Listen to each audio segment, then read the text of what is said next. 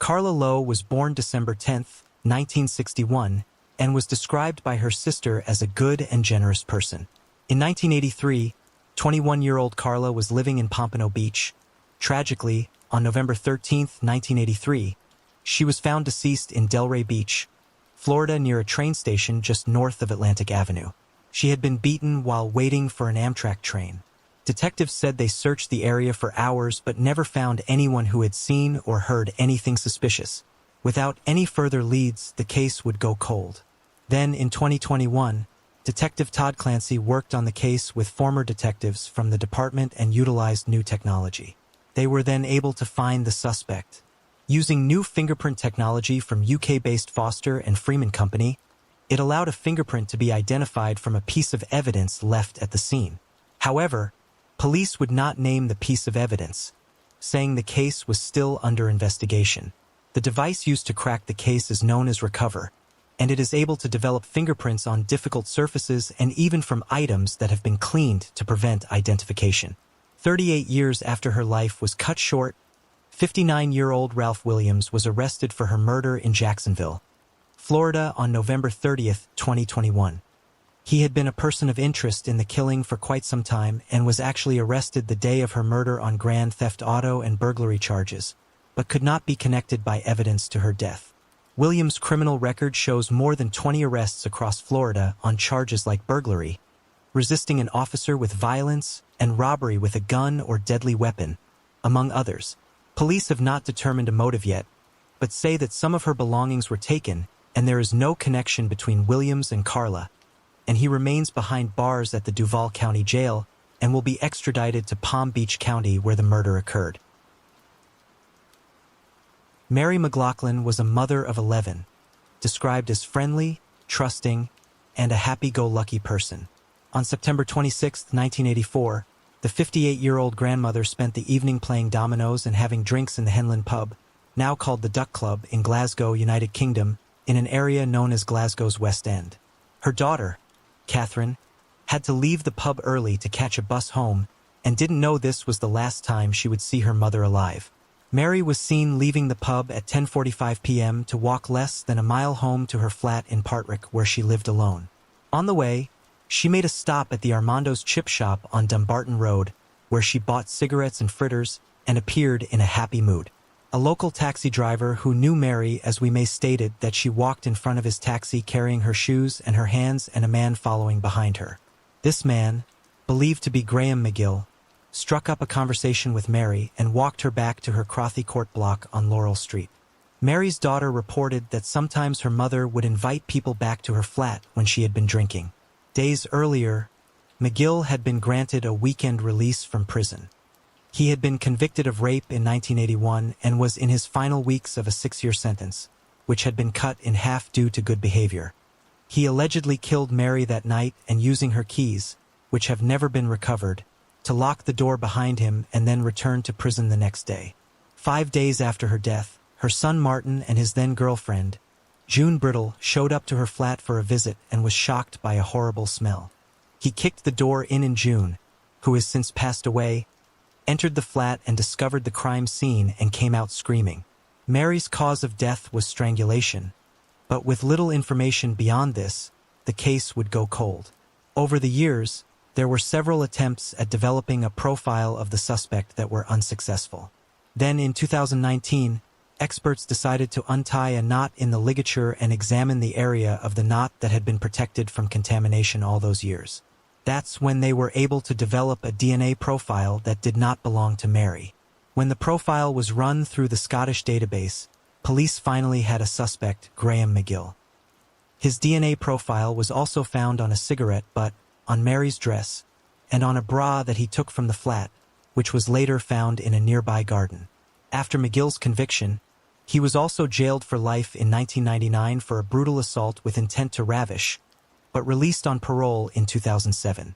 On December 4, 2019, 59-year-old sex offender McGill was arrested at his home for Mary's murder.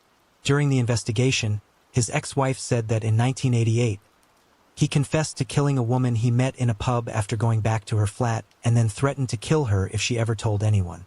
Although he got to live free for 35 years, He was ordered to be imprisoned for at least 14 years. One of her daughters, Gina, wrote a book about her mother to keep her memory alive, titled Diamonds and Pearls.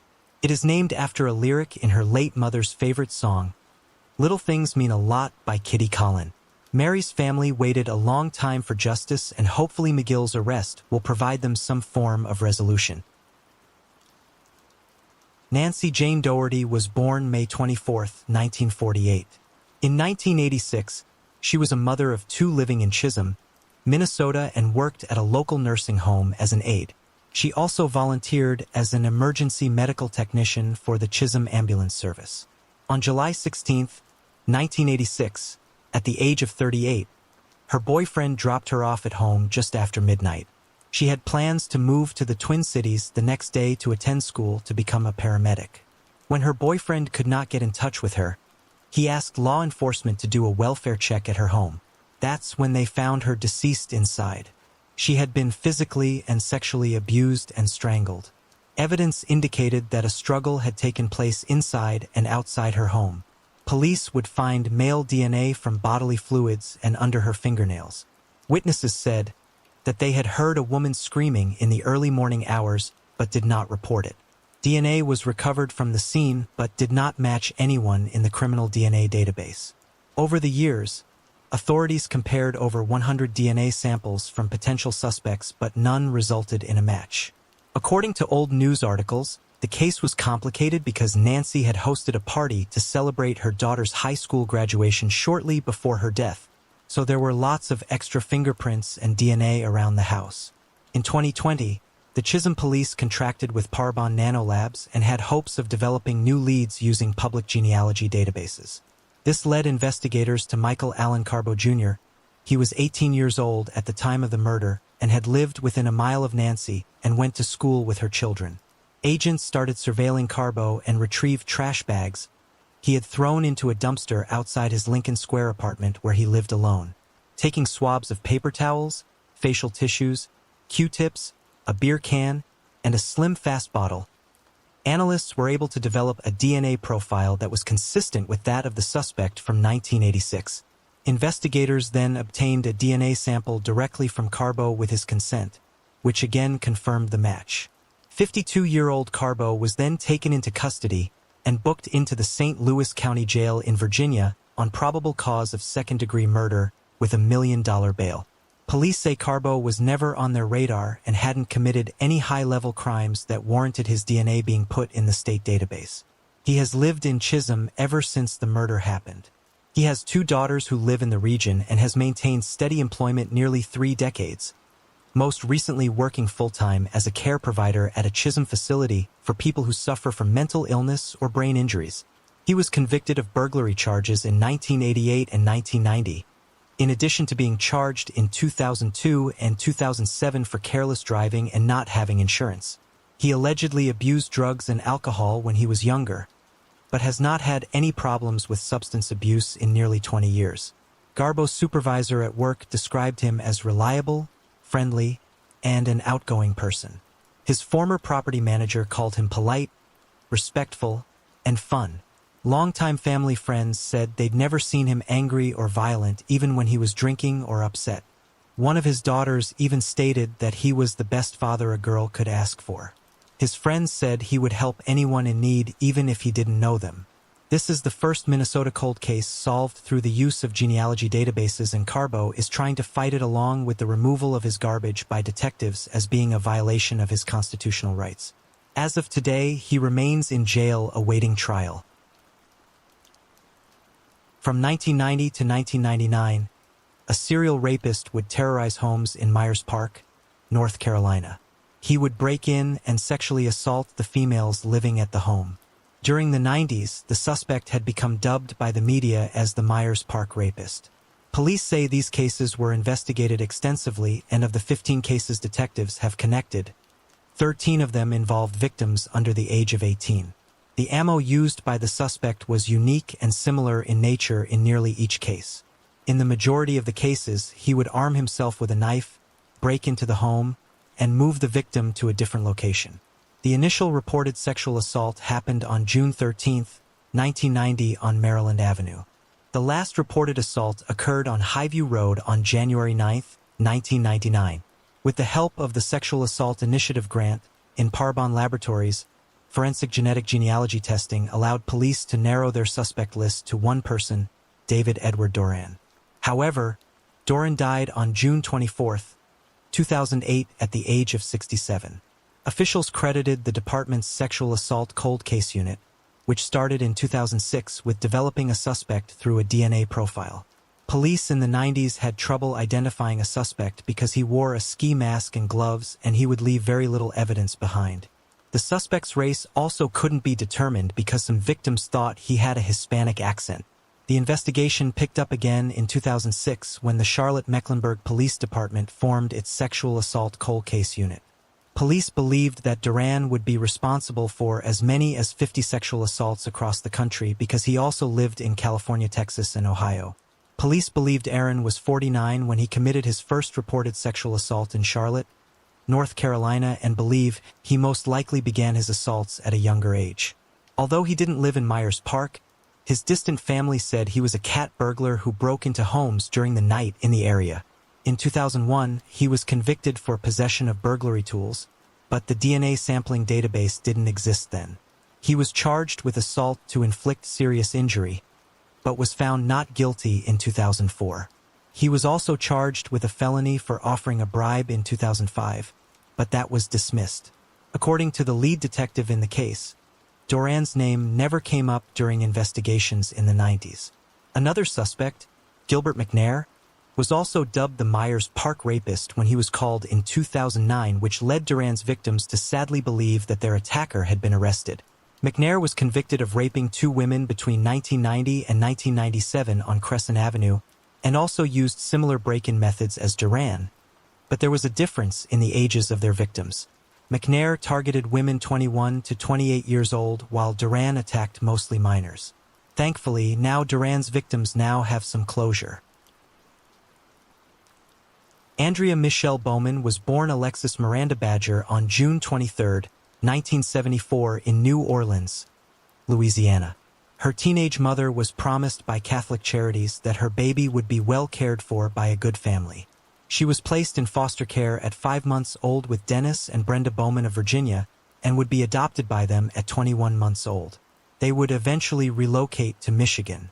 When Andrea was 6 years old, Bowman went to prison for 5 years for intent to perform criminal sexual assault when he attempted to lure and assault a woman in a wooded area in western Michigan. The 18-year-old woman was riding her bicycle when Bowman approached on a motorcycle and tried to force her to walk into the woods. She was able to escape when someone in a truck pulled up to help. He was also the suspect in abducting a 6-year-old girl, and his wife supported him through it all. He also had a criminal record even before adopting Andrea, which disallowed him from being able to join the Navy, but was somehow able to adopt a child. In 1988, at age 14, Andrea told her guidance counselor at her high school that she was fearful of going home. The school involved law enforcement who interviewed her, and she told them Bowman often molested her. However, a social worker returned Andrea to her home and confronted her parents about the allegations. And of course, they refused the allegations, claiming that she was just being rebellious after finding out that she was adopted. Shortly after the allegations were made, the family would move to a very rural area in Hamilton, Michigan. On March 11, 1989, Bowman reported Andrea missing, claiming that he came home from work and noticed that she had stolen $100 from the home before running away. His wife Brenda later increased the amount that was missing to $150. That was enough for police to issue a warrant for Andrea's arrest for larceny, and the warrant listed Dennis as the victim of his daughter's alleged crime. With no foul play suspected, the police quickly classified her as a runaway and passed her case along to the Youth Services Bureau. For the next several months, her adoptive mother made several calls to police in which she stated she had been told of numerous sightings of Andrea, leading to the belief that she was a runaway, though these sightings could not be substantiated. Sadly, Andrea would be dismissed as a runaway for the next 30 years. In 1993, just like Thomas Dean Gibson from my 5 Cold Cases in Oregon video, she was one of several missing children whose photographs were shown in the music video for the Soul Asylum song Runaway Train. In 1998, 10 years after she went missing, Bowman was arrested for breaking and entering the home of a coworker to steal items, including her lingerie. Before his sentencing in the case, he referenced his missing daughter in a letter to the presiding judge saying, "I am the father of two lovely daughters, one 25 and the other 11, and feel that being a parent is one of the most important and sobering things a person can undertake."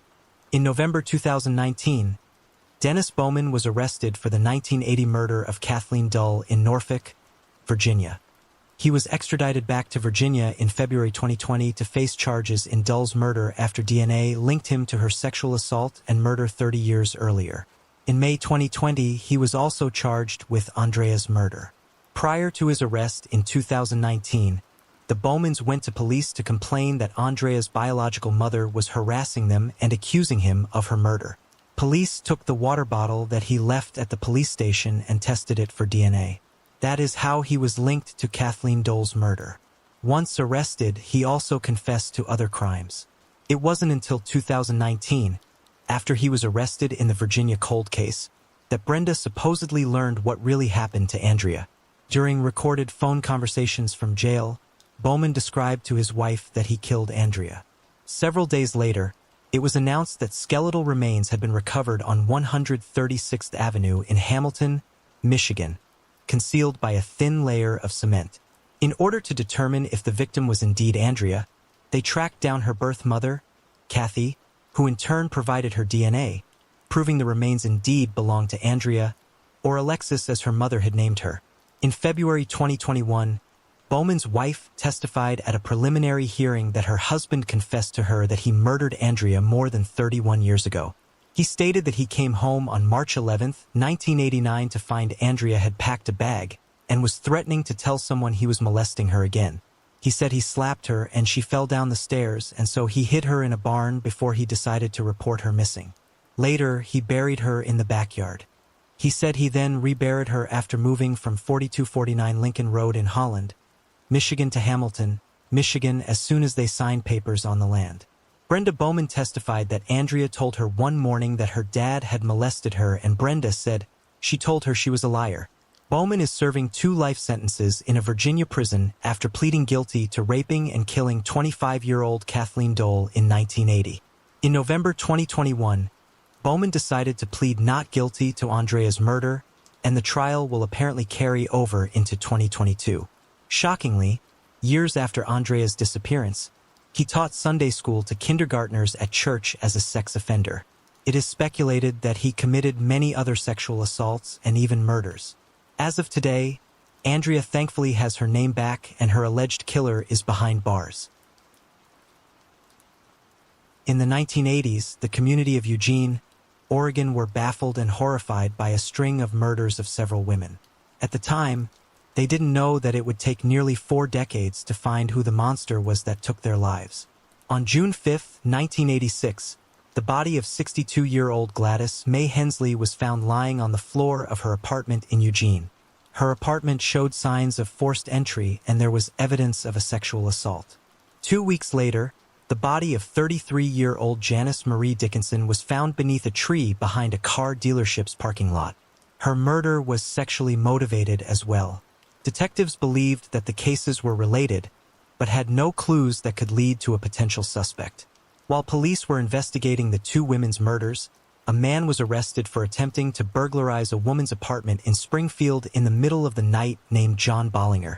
According to the woman, she had heard her dog barking and went to go check, only to find him peering through her kitchen window. She ran towards the living room and called police, and while she was still on the phone, Bollinger entered the house and attempted to yank the phone from her hands. The woman then started attacking him with the phone and flashlight, causing him to cower to the kitchen and flee, leaving behind a vest and a kitchen knife. A sketch was soon released of him in March 1988. Not long after, Bollinger was arrested and interrogated about the crime, during which he claimed that he had simply knocked on the door and walked away, but as a result of amnesia, could not remember anything after this point. He was subsequently found guilty and given a 5-year prison term. He remained at the Utah State Prison until December 8, 1987, when he was paroled for good behavior, despite already having an extensive criminal record. In 1980, He was arrested for murdering 33-year-old Casey Sorensen in her home at 8044 West 3500 South in Salt Lake City, Utah. Bollinger claimed that he and the victim were having consensual sex that accidentally led to her death, causing him to panic and flee. At the murder trial itself, the main focus was to determine whether Bollinger had strangled Casey intentionally or accidentally. To support their claims that it was accidental, defense attorneys brought in testimony from Dr. Boyd Stevens, a San Francisco-based coroner who said that the woman's death was the result of heart failure caused by compression on her chest. District Attorney Len Payne countered the claim by saying that Bollinger had strangled her after she allegedly insulted him. A judge sentenced Bollinger to only 5 years in prison once again, and he was released on parole on March 7, 1986. Bollinger was paroled to his hometown of Springfield, Oregon, just 3 months before Gladys Hensley was killed. On February 27, 1988, 3 months after his second release from prison, Bollinger broke into the home of 73-year-old Geraldine Spencer Tuohy and murdered her. Geraldine was found the next day by her sister. On March 23, 1988, Bollinger committed suicide at his home in Springfield less than a month after killing Geraldine. At the time, police only knew that he had a history of breaking and entering and that he had taken his own life.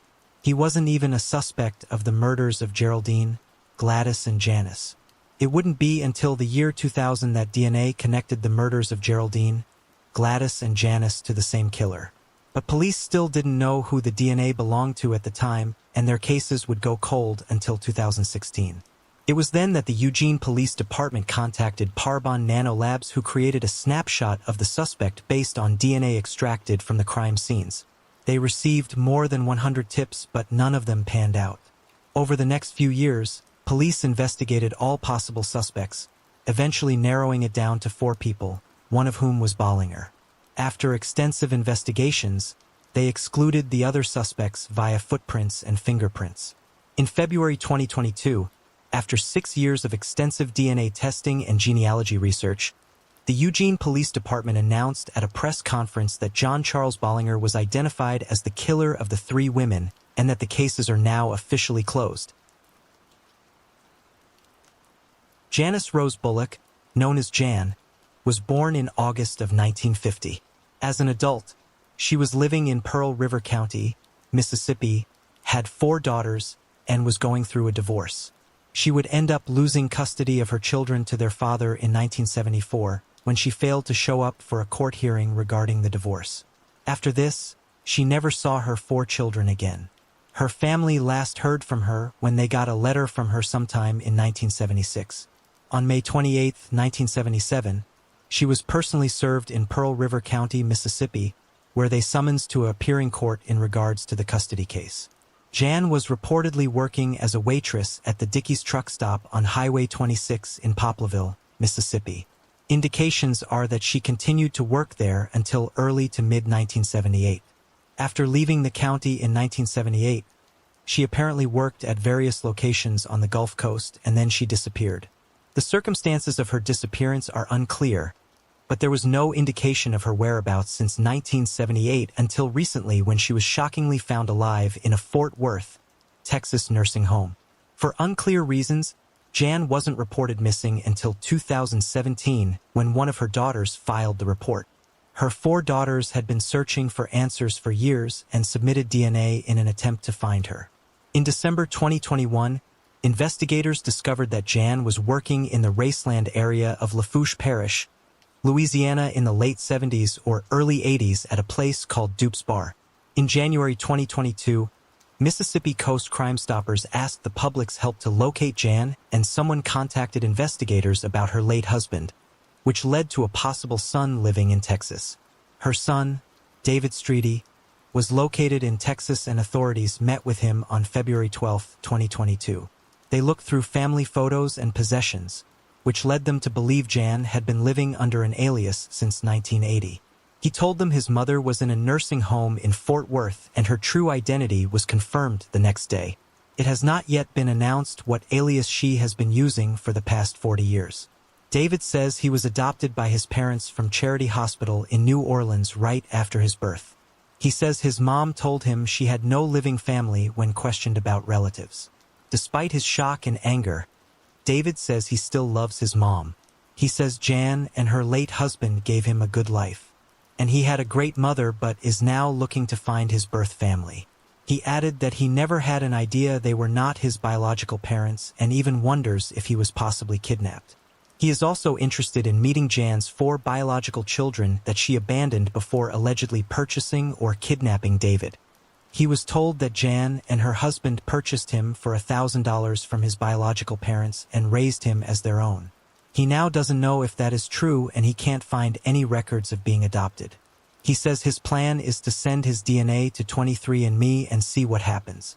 After some speculation that Jan must have left her husband due to abuse, his daughters Mindy and Mary Beth posted on Facebook that their father, although not perfect, was never abusive to his children and raised all of them the best he could, and he remains supportive of them. Lynette Ladner, who is one of Jan's 4 biological daughters, said she has spoken with her mother and thanked Detective Mark Ogden for his hard work to bring this case to a close. She declined to elaborate further, only saying that her mother is ill. Authorities are looking to speak to anyone that knew Jan any time after the late 70s or early 80s, especially in and around Lafourche Parish, Louisiana. This will definitely be a case to continue following for updates. From December to February 2006 in Volusia County, Florida, authorities believed they had a serial killer on Volos and dubbed him the Daytona Beach Killer. 3 women were all found shot and left throughout secluded areas of Daytona during that 2-month period of time, and then 2 more afterwards. All but one of the women had a history of prostitution, were unclothed, and had been killed the same way. On Christmas Eve 2005, 45-year-old Laketta Gunther and her friend Stacy Dittmer made plans to cook Christmas dinner together. However, Laketta had left the apartment that day and never returned. The next morning on Christmas Day, Stacy went searching for her friend. At some point, she noticed some police investigating something in an alley on Beach Street. She would later find out that they were investigating the death of her friend Laketta, who had been killed and left wedged between 2 buildings in a filthy alley. After her death, Stacy put together a poster signed by her friends to hang in the alley, and ironically, one of those signatures belonged to the killer's next victim, Julie Green. Julie Green was 35 years old when she was found on January 14, 2006 on the edge of a construction zone at what is now the Bayberry Lake subdivision off LPGA Boulevard. Julie often hung out at a popular bar in the area called Willie's Place on Madison Avenue, just like Laquetta. On February 24, 2006, there was another victim, 35-year-old Iwona Patton. She was found near Mason and Williamson Avenues. At the time, it was a wooded, undeveloped area, but now it is an entrance to the Daytona Beach Police Department's headquarters. Iwona worked as a nursing assistant and lived in the Holly Hill area. Nearly a year later, 30-year-old Stacy Gage was found in a wooded area off Hancock Boulevard. Stacy was a mother of 2, and although unlike the others, she had no history of sex work, but her murder was similar in nature to the other 3. Police do not have DNA or ballistics evidence from her case to tie her death to the others, but investigators have said due to the similarities, they believe she is definitely linked. Years later, on March 7, 2016, 32-year-old Rachel Bay was found just off the Beeline Highway, about a mile north of Indiantown Road in Palm Beach County. No clothing or identification was found near her. Unlike the other 3 women, Rachel had been strangled to death, and the same DNA was found during autopsy. Using the suspect's DNA profile, genetic genealogists were able to determine who the DNA most likely belonged to and gave his name to investigators. Those investigators then watched the suspect and were able to collect a cigarette he had discarded while waiting on a bus near his home. The DNA was a match to the killer and belonged to Robert Tyrone Hayes. He was a student at Bethune-Cookman University at the time of the slayings and lived on North Flagler Drive in West Palm Beach. He had also worked at the university in the past and at one point held a security officer's license. His home is less than a mile from where Rachel's body was found, and her cell phone pinged near his home for days after her death. He also lived in the area where Julie, Laketta, and Iwona were last seen before their deaths. According to records, he has also lived in Charlotte, North Carolina, Riviera Beach, Florida, Atlanta, Georgia, and Daytona Beach, Florida. Hayes was questioned twice by investigators during the initial investigation into the Daytona Beach murders because he owned a .40 caliber gun. He bought the gun in early December 2005, not long before Laquetta was shot on Christmas Eve. In March 2006, Hayes told police he had given the gun to his mother, but during his trial, she denied this ever occurred. Police said Hayes also reported a .40 caliber firearm as being stolen from his vehicle in Riviera Beach in December of 2006. In 2019, Hayes was arrested for the murder of Rachel Elizabeth Bay. DNA found on her body matched DNA from Julie and Laquetta, and ballistics tests connected him to Iwona's murder. On February 22, 2022, Hayes was found guilty of murdering Laquetta, Julie, and Iwona, and will be tried separate for the murder of Rachel Bay. Thankfully, Hayes is behind bars where he belongs and will no longer be able to prey on women. Mary Catherine Edwards was born July 9, 1963 to Lamb and Marianne. In 1995, at the age of 31, she was a beloved and vibrant second-grade teacher living alone in Beaumont, Texas. She had a large circle of friends and a close-knit family and had just moved into a townhouse at 1005 Park Meadow Drive. She was last seen on the evening of Friday, January 13, 1995. After work that day, she arrived home, walked her dog, had a glass of wine, and talked to her boyfriend. However, the next day, her parents grew concerned when she did not respond to any phone calls. They went to her home to check on her, and her father was shocked when he found her in her bathroom. She had been murdered and sexually assaulted. Over the next 26 years, Beaumont police investigators partnered with the Texas Rangers, FBI, and the Jefferson County District Attorney's Office to follow up on tips. In April 2020, investigators began using genetic genealogy to help find a suspect. There was remaining evidence from the crime and several items were sent to Othram, where scientists eventually developed a DNA extract that was suitable for advanced DNA testing. The DNA was entered into GEDmatch and second cousins were identified. The Texas Rangers Unsolved Crimes Investigation Program worked with Beaumont Police, led the investigation and creation of family trees and the searching of public records to identify the unknown male from the crime scene.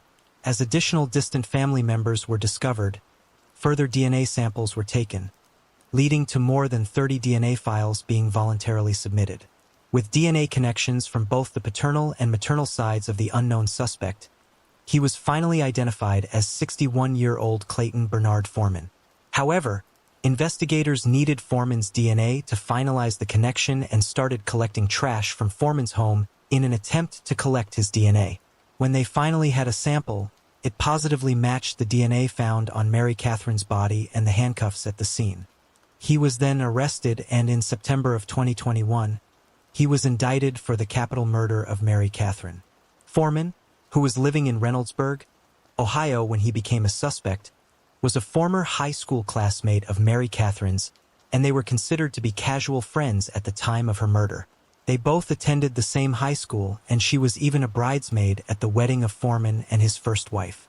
Additionally, investigators say that the crime against Mary Catherine had similarities to a 1981 sexual assault in Jefferson County of another of Foreman's former high school classmates. In July 1981, he came across a stranded woman at a gas station in the pouring rain and saw that her car was stuck. He offered her a ride home and gained her trust by lying and telling her that he was a police officer. Once in the car, they drove away and he later stopped the car, bound her hands, same as Mary Catherine, and then sexually assaulted her while holding a knife to her. Foreman, a no-good waste of space, pleaded guilty to the crime and only received 3 years of probation. 14 years later, he would murder Mary Catherine, and there's no telling how many other sexual assaults or even murders he committed over the years. Shockingly, former classmates of his stated that he helped organize the Forest Park High School reunions and attended the last one in 2018. He was even in charge of the reunion tributes to former classmates who had died. Gerald Ray Osborne, who went by JR, sadly went missing at the age of 35. In 2012, he worked for Spear Aero Systems and lived alone in an RV park at 209th West Avenue in Sand Springs. Oklahoma. He was last seen at the Walgreens pharmacy in Owasso, Oklahoma at 5:35 p.m. on August 28, 2012. The next morning, his blue 1994 Oldsmobile Cutlass was found locked and abandoned in the roadway near Cincinnati Avenue and East 63rd Street in Tulsa. It was towed, but no evidence of foul play was discovered. Records show that his cell phone was used through the early morning hours of August 29, 2012, after which all activity stopped. This is the same day his car was found. Although he had previously struggled with drugs, he had been clean for 2 years by the time of his disappearance, and his family never believed he would have abandoned them. Investigators at the time believed he had possibly met with foul play. He would go missing for the next 10 years until a man was hiking near Oak Cliff Drive on February 15, 2022, and discovered human remains in the remote area. The remains have been identified as JR's, but the cause and manner of death have not yet been released. His body was located not far from where his car had been found when he went missing. Oak Cliff Drive, the area where his body was found, is an offshoot of Cincinnati Avenue in a wooded area north of 66th Street North. Detectives are relieved to finally be able to return Gerald to his family and will continue the investigation to try and determine what led to his untimely death. Susan Marie Nagersmith was born December 30th, 1969 to parents Marilyn and Kent Nagersmith of Carmel, New York. A cheerleader and competitive skier, she was known for her friendly and outgoing personality and as someone with lots of friends who enjoyed having fun. In 1990, at the age of 20, she had just finished her sophomore year at Westchester Community College, where she was majoring in marketing and made plans to go with 5 close friends to celebrate Memorial Day weekend in the shore town of Wildwood, New Jersey. The girls arrived in Wildwood around 1:30 a.m. on Saturday and rented a room at the Sonata Motel. They had some alcohol and marijuana, and Susan decided to leave the room about 9 p.m. and venture out by herself to see if anything exciting was going on in the area. Since Susan was only 20, she couldn't legally drink at any of the bars that line the streets of Wildwood. Those streets were filled with thousands of young adults who had come to the shore for the holiday weekend, and there were dozens of house parties in the area as well. With many of them spilling over into the streets, it didn't take long for Susan to find one that looked inviting, and she began partying with strangers. At some point during the evening, Susan ended up at a party at the JoJo Apartments on Maple Avenue, about 5 blocks away from the motel where she was staying. By the time she got there, she had already consumed a lot of alcohol and was clearly intoxicated. She was seen throwing up at least once, and witnesses recalled that she was having trouble standing. She was offered a ride back to her motel by at least one person who was concerned about her, but she declined. The next morning, May 27, 1990, her partially clothed body was found near dumpsters behind Schellingers, a restaurant located just 2 blocks from one of the busiest sections of the boardwalk where she was seen hours earlier. There was a bloody handprint on her chest and blood on her t-shirt, which along with her bra was pushed up around her neck. There was also blood found on other parts of her body, and she reportedly had a skull fracture. Her jeans were pulled down and twisted around her left ankle, and her tennis shoes were missing and her feet were clean, showing she hadn't walked without her shoes on. A witness would eventually come forward with information. This witness was a 20-year-old man who was visiting the shore from Philadelphia that had left the apartments around 2 a.m. with her. He later told police that he had attempted to escort her back to her hotel, but she was so drunk that she couldn't recall the name of her hotel or where it was located. The man, who admitted that he had been drinking heavily as well, stated that he eventually gave up on Susan and went back to his own room. It was about 2:30 a.m. when he last saw her leaning against the wall of Schellinger's restaurant on Atlantic Avenue at the time. He said she was so intoxicated that she would have been incapable of consenting to sex. A toxicology report showed her blood alcohol content was 0.285. While this witness was one of the last people to see her alive, he was ultimately ruled out as a suspect. Detectives eventually managed to locate and interview a total of 107 people who had seen or spoken to Susan on the night in question. They administered polygraph examinations to 17 people, but all of them were eventually cleared of any involvement in Susan's death. Initially, her death was covered up and classified as accidental due to alcohol intoxication and exposure. It's said that it was ruled accidental because the town wanted to protect terrorism, and it's also said that the medical examiner, Dr. John Napoleon, was incompetent and unqualified for the job. They told the public that she was drunk and she had consensual sex behind the restaurant. And afterwards, she was too drunk to get up, and she froze to death in 57-degree weather. Dr. Napoleon's conclusion was that Susan's cause of death was lethal cardiac arrhythmia and hypothermia due to alcoholic intoxication and exposure. However, he explained away all the bruises on her body by claiming she had likely injured herself by falling down due to her level of intoxication. This lit a fire under her angry parents and local residents as well. Police could no longer conduct a homicide investigation despite the fact that many of them believed Susan had been murdered. A Seattle City resident named Terry Downey joined Susan's parents to attest to accidental ruling. She's also made a name for herself in Cape May County by questioning investigations into the deaths of several other women that occurred in recent years. Susan's parents hired attorneys and private investigators and fought a legal battle. Susan's father, Mr. Negersmith, also sought a second and third opinion from forensic pathologists who both reached the same conclusion. Susan was a homicide victim. The fight for justice had continued for 3 long years when a new prosecutor, Steve Moore, became the new Cape May County District Attorney. After reading the Negersmith's file, Moore reached the same conclusion as Susan's family. He lobbied state law enforcement officials, and an extensive review by the state police led them to the same finding: homicide. After a 3-year battle, her cause of death was changed to homicide after a world-renowned forensic pathologist, Dr. Michael Baden, viewed autopsy photos and listed 26 points of trauma on Susan's body. But still, the original medical examiner refused to change her death certificate. It wasn't until 1995 when a new coroner, Dr. Elliot Gross, was appointed coroner and agreed to take another look at Susan's death. Dr. Gross examined Susan's larynx, which had been preserved, and found that it had fractures consistent with manual strangulation. In October 1995, the cause of death on Susan's death certificate was finally changed to homicide. An autopsy determined that she was sexually assaulted before her death, and DNA from the assault was preserved. A profile was later created from the DNA, and in 2018, the Major Crimes Unit started a genetic genealogy analysis of the unknown DNA profile. Using genetic genealogy, genealogists and investigators were able to narrow it down to 62-year-old Jerry Rosado. Rosado then provided a buccal swab on May 26, 2021, exactly 31 years after the attack, to officially verify the match.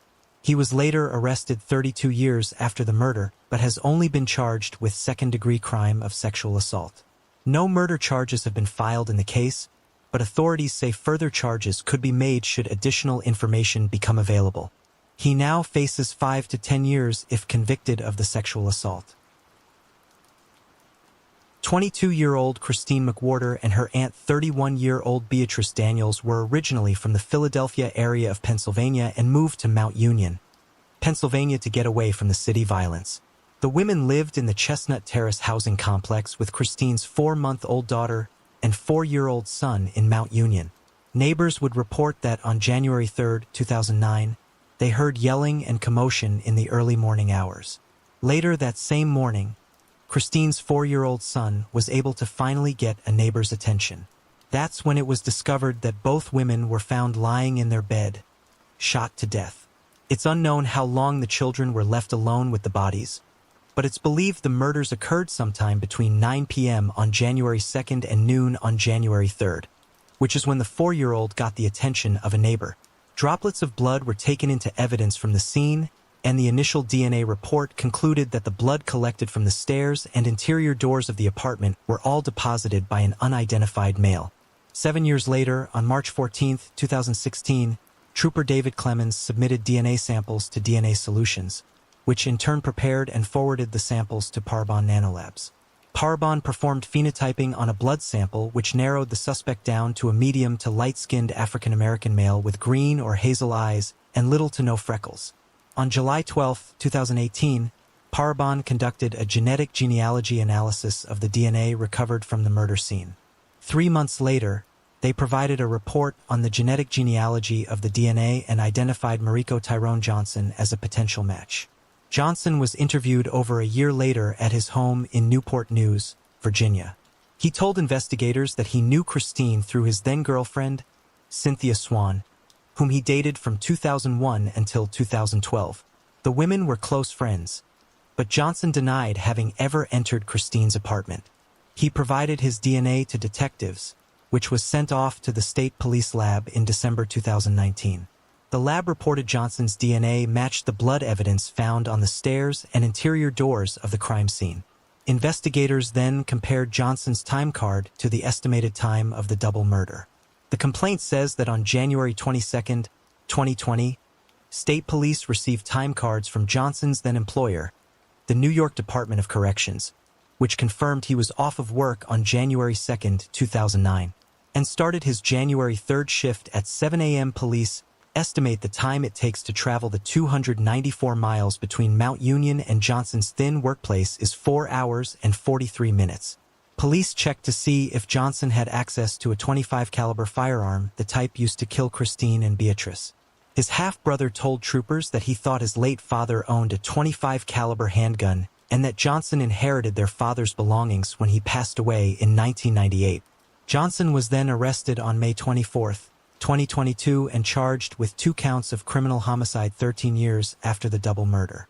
Investigators interviewed Johnson's ex-girlfriend, Cynthia, and learned that she was originally supposed to travel with Christine from Philadelphia to Mount Union on January 1, 2009 and stay for the weekend, but decided at the last minute to remain in Philadelphia with a man, Benjamin June. Cynthia told the troopers it was around this time that Johnson found out that Cynthia was having an affair with June. Police say the last incoming text on Christine's cell phone was from Cynthia, asking Christine to call her, and it was important, but she never responded to the text. Johnson remains behind bars with an upcoming trial, but has spent the last 13 years enjoying his freedom. Kara Nancy Nichols was born on May 20, 1993 to parents Julia and Paul Nichols. She grew up in Colorado Springs, Colorado with an older brother and a younger sister. During her sophomore year of high school, Kara fell into depression when her family dog died. Her parents tried to get her to go to counseling, but Kara refused and didn't take her prescribed medication. Instead, Kara started using drugs and became rebellious and manic and was most likely struggling with an untreated mental illness. She attended Rampart High School in Colorado Springs and later graduated from local alternative high school Life Skills of Colorado Springs, where she could work at her own pace. After graduation, Kara began waitressing and modeling part-time, mostly lingerie shoes. She also created a profile on Model Mayhem, an online modeling website that links models with photographers. In the summer of 2012, Kara quit her job and moved with her family to Chicago, Illinois. Her drug abuse worsened and her family enrolled her in a drug treatment program, but she was discharged early when she didn't follow the rules. In August of 2012, Kara moved back to Colorado Springs on her own. She lived in a home with 3 male roommates in the 6700 block of Mission Road in the Cimarron Hills area of Colorado Springs. A couple months later, on October 9, 2012, she told her roommate that she would be traveling from Colorado Springs to Denver for a photo shoot job. When she left, she was picked up by someone in a dark sedan. Her brother Terrence last spoke to her at almost midnight that night, and she said she was on her way to Denver for a modeling assignment. 2 days later, Kara's parents reported her missing when she didn't return. On November 30, 2012, a profile featuring photos of Kara appeared on My Red Book, which is an online Las Vegas escort website. When police called the number, her family said the voice was not hers. Authorities eventually concluded that the photos were taken from another source and that Kara was not in Las Vegas. And escort websites often use random pictures lifted from the internet to advertise online. Months later, police learned she had actually been working as an escort and had placed an ad wearing lingerie on a classified ad website at 7:28 p.m. the night she disappeared. Kara's cell phone records revealed she made 8 calls on October 9, 2012 between 9:58 p.m. and 11:08 p.m. and that she last used her phone at 11:59 p.m. On May 8, 2013, the detective finally received a return call from a man who identified himself as Joel Hollendorfer. When asked if the phone belonged to Hollendorfer, he said yes. The detective said he was investigating a missing person case and his number was on the list of records from the night she disappeared. Hollendorfer said he was seeking escort services that night and answered Kara's ad, saying they spoke several times that night, but he was looking to go to her, but she only went to locations. Hollendorfer went on to say that they never met that night. Investigations volunteer Mark Oldfield was able to track Kara's phone movements the night of October 9th to its last known usage in the early hours of October 10, 2012. Mark was able to determine that Kara left her house at approximately 11:16 p.m. and traveled the route that led directly toward Burgess Road, where Hollendorfer's family owned a farm. Further details revealed 6 calls and texts were sent and received from 11:34 p.m. to 11:41 p.m. coming off Woodsman Tower. Based on Kara's phone activity, her phone was at the intersection of Woodman and Black Forest Road at 11:33 p.m. Based on the last known activity from Kira's phone, it led them to 9665 Burgess Road. Detective Gigliotta obtained a search warrant for the address on October 2, 2014, a year after she went missing. Multiple agencies participated in the search, including cadaver dogs. Hollendorfer's mother, Betty, walked the property with members from the search team and pointed out numerous locations where animals may be buried since purchasing the property in 1985. Cadaver dogs were brought to the property and ground-penetrating radar was used to determine spots that had been disturbed. But instead of excavating the spots, they did what Betty suggested. They searched the property across the street at 11,660 Greenacres Lane, which her son also had access to. Cadaver dogs narrowed in on a shallow grave which was excavated, and it was apparent that roots were dug up at the site and a hole had been dug to about the size of a human body, but no human remains were found. For reasons that are not explained in the affidavit, none of the other areas the dogs hid on were excavated, leading to the question, why bring cadaver dogs to a property and not dig when they hid on certain areas? Turns out, Betty was protecting her son, and if they would have excavated the areas across the street that the dogs hid on, they would have found what they were looking for. During an interview that same month, Hollendorfer admitted to looking up Kara online, wanting to meet her and communicating with her. He said Kara never met him at the location that she was supposed to, and he never ended up meeting her. He added that he had been heavily involved with escorts and drugs, which he says is why his marriage ended. During the initial investigation, Detective Gigliotta attempted to reach Hollendorfer's wife, Christina, but she wouldn't cooperate with the initial investigation and never made a statement. However, on February 1, 2022, 10 years after Kara's disappearance, FBI special agents interviewed Christina. Turns out, she had been keeping a huge secret for 8 years, until investigators tracked her down to Virginia and knocked on her door. Now known as Christina Palmer, she stated that after Hollendorfer's father died in November 2014, he admitted to her that he accidentally killed an escort he hired and buried her body on top of an old horse grave on his parents during the interview. Christina stated that Hollendorfer said that he accidentally strangled Kara to death and then buried her on an old horse grave with plastic bags and lime. She also told detectives that Hollendorfer said he told his parents what he did and that he believed it had driven his father to his grave. Based on the information she provided, on February 7, 2022, a search warrant was obtained and a team of El Paso County Sheriff's Office detectives and specialists, alongside the FBI Evidence Response Team, were deployed to the 9600 block of Burgess Road. Police zeroed in on a spot where his mother said her favorite horse Milo was buried. 3 feet down, they found a garbage bag, a human hand, and more remains.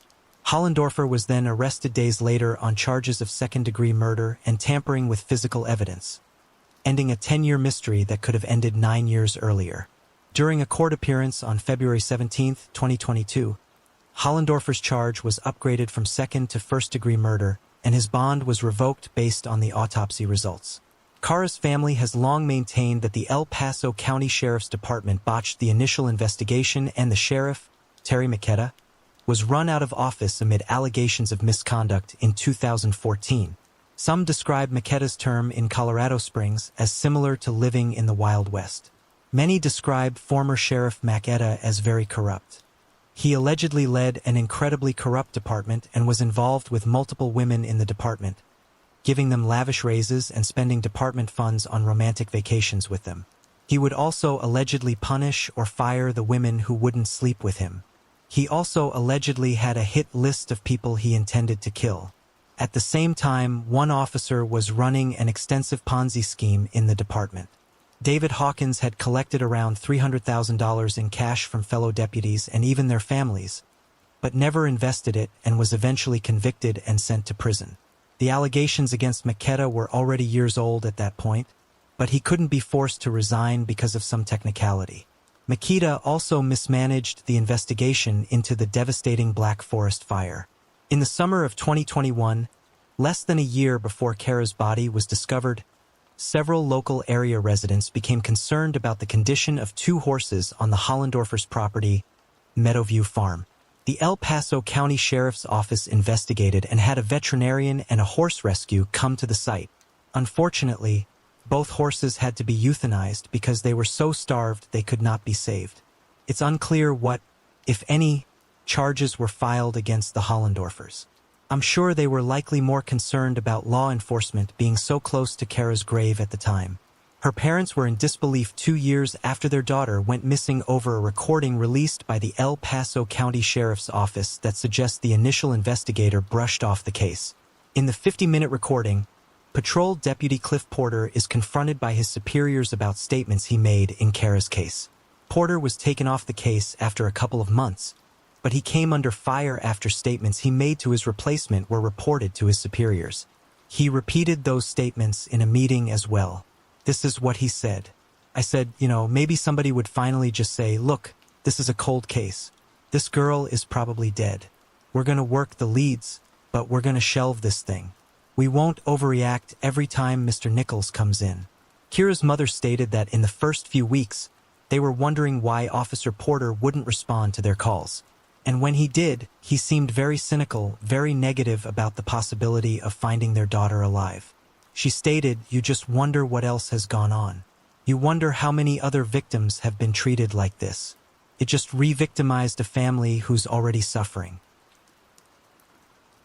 34-year-old Rita Gutierrez Garcia was born April 7, 1983, and was described as an attentive and compassionate mother of her 3 boys. On March 17, 2018, she went out with friends to celebrate St. Patrick's Day. After spending time at the Speakeasy and Breakers Grill on Main Street in Longmont, Colorado, she and friends went through the alleyway to the parking lot behind Three's Bar to leave. Rita was on the phone with someone at 2:30 a.m. when she told her friends she was getting a ride with someone else, and so they left. Sadly, this is the last time they would see her alive. Later, her mom arrived at Rita's home on Sunday to take her 18, 13, and 9-year-old grandsons to church. That's when the grandmother learned her daughter was missing, and after an exhaustive search for her, they reported her missing the following day. Early on in the investigation, Juan Figueroa was identified as a possible suspect in her disappearance. Several witnesses also reported that he had interacted with Rita inside the bar about 1:30 a.m. and was seen outside of the bar near her about an hour later. A security camera captured Figueroa's truck traveling through that exact same area at 3:03 a.m. Cell phone data from Rita's phone placed her phone near the 600 block between Main Street and Kaufman Street between 2:40 a.m. to 03:03 a.m. on the morning she was last seen. 4 minutes later, 2 911 call hang-ups were made from Rita's phone. Her phone dropped off the network at 3:10 a.m. and was in the area of 3rd Avenue and Vivian Street in Longmont at that time. Rita was missing, and evidence pointed to one person responsible for her disappearance. That was Figueroa. Figueroa left Colorado 2 days after Rita went missing after police attempted to contact him at his mother's home in regards to her disappearance. He was briefly in Texas, but later crossed the border into Mexico. While in Mexico, he asked several people for money and said he was in trouble and that he planned to sell his truck. He tried to re-enter the U.S. and was arrested on March 27, 2018 on a warrant for a separate sexual assault and attempted murder of a woman a year earlier, for which he was later convicted and sentenced to 93 years to life. While behind bars, he told a cellmate that he strangled the missing woman and disposed of her body before returning to his sister's house. He also told that cellmate, according to the indictment, that she had called him a weirdo, which caused him to punch her, knocking her unconscious. After that, he strangled her to death. Prosecutors presented their case to a grand jury in April 2021 as a no-body homicide as DNA evidence and cell phone data linked him to her presumed murder. 2 months later, the grand jury indicted him for first-degree murder and kidnapping in Rita's case. In court, he admitted to knocking her unconscious, dragging her to his vehicle, and strangling her. He said he believed he was insane that night and snapped when she called him a weirdo. As part of a plea deal, Figueroa led investigators to the location of Rita's body. She was recovered in an area of northern Colorado's Weld County on April 28, 2022. Figueroa pleaded guilty to second-degree murder and first-degree kidnapping. He was immediately sentenced to 48 years in prison. The sentences will be served concurrently along with the 93-year sentence he's already serving for the unrelated case of kidnapping and attempted murder of another victim. Clifford Bernhard served his country as an Army sergeant in the Vietnam War and was ultimately awarded a Purple Heart. After serving in the Army, he began working as a construction worker. On June 7, 1969, he would marry his high school sweetheart, Linda Reich. The couple was very much in love and very well liked by all that knew them. On November 6, 1973, the 24-year-olds were still settling into their new ranch-style home at 1116 Dorothy Lane near the Yellowstone River in Billings, Montana. They had planned to go have dinner at Linda's parents' house around the corner, but they decided to cancel. Linda called her mother June Reich and told her they planned on staying in for the night instead. The two enjoyed a hamburger casserole that Linda had whipped up for them. The next morning, when Linda didn't show up for work, her mother went to check on the couple and came upon a horrifying scene. She found the couple tragically and brutally murdered. Cliff was found lying face down in the master bedroom with a severe wound to his head. Cliff and Linda had both been strangled to death, and Linda had been sexually assaulted and left naked on the floor of another bedroom. There were also signs that both were bound at the wrist and ankles at some point. Strangely, and possibly from the shock of it all, while waiting for law enforcement to arrive, Linda's mother cleaned up the dishes which disturbed the crime scene. She stated that it appeared to her that before doing the dishes that the table may have been set for 3 people. The killer had opened up windows in both bedrooms the bodies were found in and turned the furnace down all the way. The lowest temperature that night was 6 degrees, making it cold enough for a bowl of ice cubes found next to Linda's body to remain frozen. It's unknown what the bowl of ice next to her body was for, but possibly used during the sexual assault. Missing from the house was all of Linda's panties, some of her shoes, and her green suitcase. With no signs of forced entry, investigators speculated that they knew their killer and had willingly let them in. Also, the murder may have been premeditated as he brought his own leather bindings. The crime devastated the Bernhard and Reich families and left a void in the lives of all who knew Linda and Clifford. Over many years, about 80 DNA samples were collected from persons of interest, but none were a match. In 2004, there was a huge break in the case when DNA was discovered on Linda's purple pants. It was entered into Cody's, but there was no matches. Then in 2012, a cold case unit became obsessed with finding the killer in the following year. An anonymous donor offered a $100,000 reward for information leading to a conviction. In 2015, the county hired Parabon to analyze the DNA and created a composite predicting the suspect's ethnicity, hair, and eye color and complexion. A few years later, in 2018, when forensic genetic genealogy was fully blossoming, genealogists were working tirelessly to pinpoint who the DNA belonged to. Finally, on January 3, 2019, Parabon determined the suspect was one of 2 brothers. Unfortunately, one of those brothers had died, and so investigators obtained DNA from the one living and were able to rule him out, which means the DNA could only belong to one individual. 45 years after Linda and Cliff's deaths, authorities announced the suspect, Cecil Stan Caldwell, a former co-worker of Linda's at a grocery store warehouse. Linda worked in billing and secretarial work while Caldwell worked in the warehouse and meat department. He was also a father of 2 adopted children and 2 stepchildren and had no criminal history.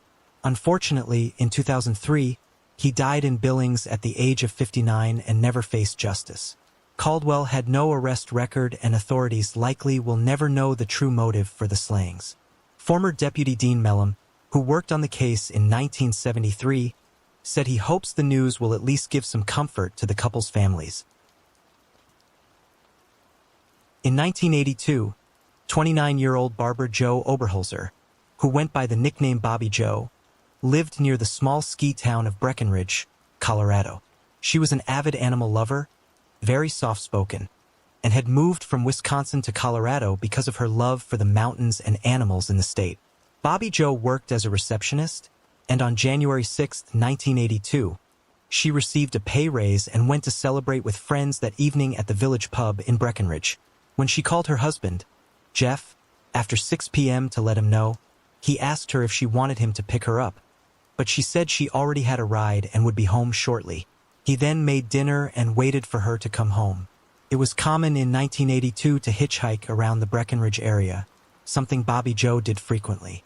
On this particular day, she had left home at 7:15 a.m., hitchhiked to work, and worked all day.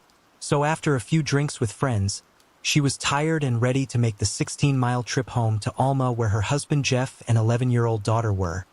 But her friends were not ready to leave. So around 7:30 p.m. she told them she was going to hitchhike home and went to the nearby designated common area known for hitchhikers to wait for rides. Meanwhile, that same evening, 21-year-old Annette Schnee had a short break between her 2 jobs at the Holiday Inn in Frisco, where she cleaned rooms during the day, and at night, she worked as a waitress at the Flipside Bar in Breckenridge. After high school, Annette spent a year at a modeling school in Nebraska known as Patricia Stevens College. She then decided that she wanted to become an airline attendant and was working her way to that dream. She was scheduled to be at work at 8 p.m. at the Flipside Bar and was seen about 5 p.m. leaving a pharmacy in Breckenridge, and she had stopped to talk to an unidentified woman. It's speculated that she likely planned to hitchhike home, which was only 4 miles away in Blue River. That night, Bobby Joe would not arrive home to her husband and daughter, and Annette would not arrive for her shift at 8 p.m. Although it's not believed that the 2 women were acquaintances, they both worked in Breckenridge, and like many people in the 80s and in the area, they often hitchhiked, which they likely did this evening, but unknowingly got in the killer's vehicle and met their demise. The next day, Bobby Joe's driver's license was found by a rancher who called and notified Jeff. Soon after, Jeff and a friend began driving in that direction, when they noticed a backpack in the distance off the road. Hours later, her body was found off US 285 in the snow on the summit of Hoosier Pass. She had been fatally shot, and one wrist contained a pair of zip ties, and it was determined that she had bled out and froze to death. Found nearby was a single orange sock and her keychain with a hook made for her by Jeff so it could be used as a self-defense weapon. This was strange because Bobby Joe was wearing both her socks. Jeff had found her backpack about 20 miles from the crime scene on US 285. Found inside was Bobby Joe's bloody glove and tissue that also contained blood. It was evident from the footprints in the fresh snow that she had likely broken free from her killer and was chased down and shot at close range. Her husband, Jeff, was the first person of interest in the case. Not only because it was standard procedure, but because many found it strange that he was the person that located some of her belongings and touched and contaminated them. Soon after, it was learned that Annette had also gone missing the night before, same as Bobby Joe. About 6 months later, on July 3, 1983, a man and his 9-year-old son were fishing at Sacramento Creek when the boy found a fully clothed woman's body partially submerged. She had been fatally shot as well, but investigators could not locate a bullet. During the autopsy, something strange stuck out to the CBI agent attending the procedure.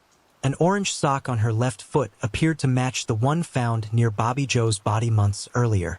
A long striped sock was on her right foot, and the matching sock was found in the pocket of her sweatshirt. Annette's mother told the police that the orange socks belonged to her daughter. It speculated that Annette was killed first and one of her socks was left behind. Then when Bobby Joe was murdered hours later and dumped, the killer threw the matching sock out with her stuff. The investigators believed that the cases were obviously related. They desperately wanted to speak to the unidentified woman whom Annette was seen talking to outside the pharmacy right before she went missing, but she could never be located. Also, the location where Annette's body was discarded was in an area that likely only locals would know about. Therefore, they pulled a list of all local registered sex offenders and began attempting to rule them out one by one. A couple of months later, Annette's backpack was found along Highway 9, Strangely, inside was a business card from Jeff's repair business, along with a picture of an unknown man. The focus then centered on Bobby Joe's husband, Jeff, who was home in Alma the night his wife and Annette went missing, an alibi later verified. He stated that the reason she had his business card was that he had given her a ride in the past while she was hitchhiking. Years later, the blood found on Bobby Joe's glove and the bloody tissue was tested, and although it did belong to a man, it did not belong to her husband. After 2 lie detector tests that Jeff had taken and passed, along with his alibi and DNA test, it was finally determined that he was not their killer and the business card was merely a coincidence. After a DNA profile was created, many of the suspects in the case were ruled out. The DNA was entered into Cody's, but no matches were found. Meanwhile, one man remained at the top of their suspect list, Tom Luther. About 6 weeks after Bobby Joe and Annette disappeared, Luther was arrested for a brutal physical and sexual attack on a woman he offered a ride to while claiming to be a cab driver in Summit County. Luther went to prison for the attack and was released, and then arrested again following the 1993 murder of 20-year-old Cher Elder, who was last seen leaving a casino in Central City, Colorado. Years later, investigators learned that while he was behind bars in 1982, before Annette's body was discovered, he told other inmates that he had killed 2 young women near Breckenridge and that the authorities would never find the second girl's body. The 2 lead investigators, PI Charlie McCormick and Officer Richard Eaton, verified the inmates' claims. They then flew to West Virginia, where Luther was serving prison time for a separate rape case, to question him. He angrily denied any involvement in the women's deaths. He then remarked, "They aren't my girls," and reminded the investigators that his weapon of choice was a hammer, not a gun, and they were looking at the wrong man. Also, once his DNA was tested, it did not match the male DNA from Bobby Joe's glove. Beginning in 1999, a task force of 5 people came together to try to solve the murders and began meeting yearly to discuss updates. Then finally, when forensic genetic genealogy exploded, the DNA profile was used to track down a likely suspect. A genealogist created a family tree of over 12,000 people and narrowed it down to possible offenders in the area around the time of the murders. Finally, one name was given to investigators who then surveilled the man for weeks, hoping to get a DNA sample. They were successful and it was a match. On February 24, 2021, 38 years after the murders, Alan Lee Phillips was arrested for the murders of Bobby Joe Oberholzer and Annette Schnee and charged with 2 counts of first-degree murder, assault, and kidnappings. He was a father of 3 and had worked as a mechanic and at the time of his arrest was living west of Denver in Clear Creek County. Interestingly, the night he committed the double murders, his truck became stuck in a snowdrift on a mountain pass and he was helped after signaling SOS with his headlights. A passenger in a plane overhead rescued him and questioned why he had taken such a dangerous road in the freezing temperatures. He said he was coming back from a bar and was even interviewed about the incident in a local newspaper. Many believe that although Phillips has no criminal record, he was likely involved in other slayings because it's hard to believe he killed 2 women hours apart and didn't harm anyone else for the next 4 decades. Annette's 88-year-old mother and Bobby Joe's husband were relieved to witness an arrest in their loved ones' deaths. Cynthia Renee Rogers was described by her mother, Rosia Rogers, as very petite, a free spirit, and loved watching birds and taking long walks. At 27, she was a biologist researching Parkinson's disease at the National Institutes of Health on the St. Elizabeth's Hospital campus in Washington, D.C. Cynthia, who was from D.C., was living in Forestville, Maryland at 6401 Pennsylvania Avenue, number 204. On Super Bowl Sunday, January 22, 1989, Cynthia headed to the local market to purchase some items to make soup. On her way there, she decided to take a shortcut and was viciously attacked and murdered. It would be 5 days before her body was discovered. On January 27, 1989, she was found in the 6,000 block of Surrey Square Lane Service Road in Forestville. She was left on a dirt path littered with trash in an area that locals frequently used as a shortcut to the store less than a mile from her home. She had been beaten and raped before being strangled to death. Sadly, the case would go cold for the next 33 years. A small amount of DNA was collected from her body and preserved. That DNA was used years later in 2018 to exclude several suspects. However, there wasn't a strong enough sample to submit to CODIS. Then in 2020, Prince George County won a grant for almost $500,000. The money would be used for costly DNA tests in hopes of solving cases dating back to 1979, and the county has an abundance of unsolved cases with DNA on file waiting to be tested. In early 2022, Cynthia's case was chosen for additional testing. A lab was able to produce a complete, unidentified male profile. A search of the state of Maryland DNA database resulted in a positive match to 64-year-old James Clinton Cole. According to reports, Cole would have been 32 years old at the time of Cynthia's murder, and there is no reason to believe the two knew each other. Cole was then charged with first-degree murder, first-degree rape, and several additional charges. He had a criminal record and was already in prison when he was identified as her killer. Cole is currently in prison for forcing a 12-year-old girl at knife point into the woods behind Stoddard Middle School in Maryland in 1996. He then sexually assaulted her and left her tied to a tree.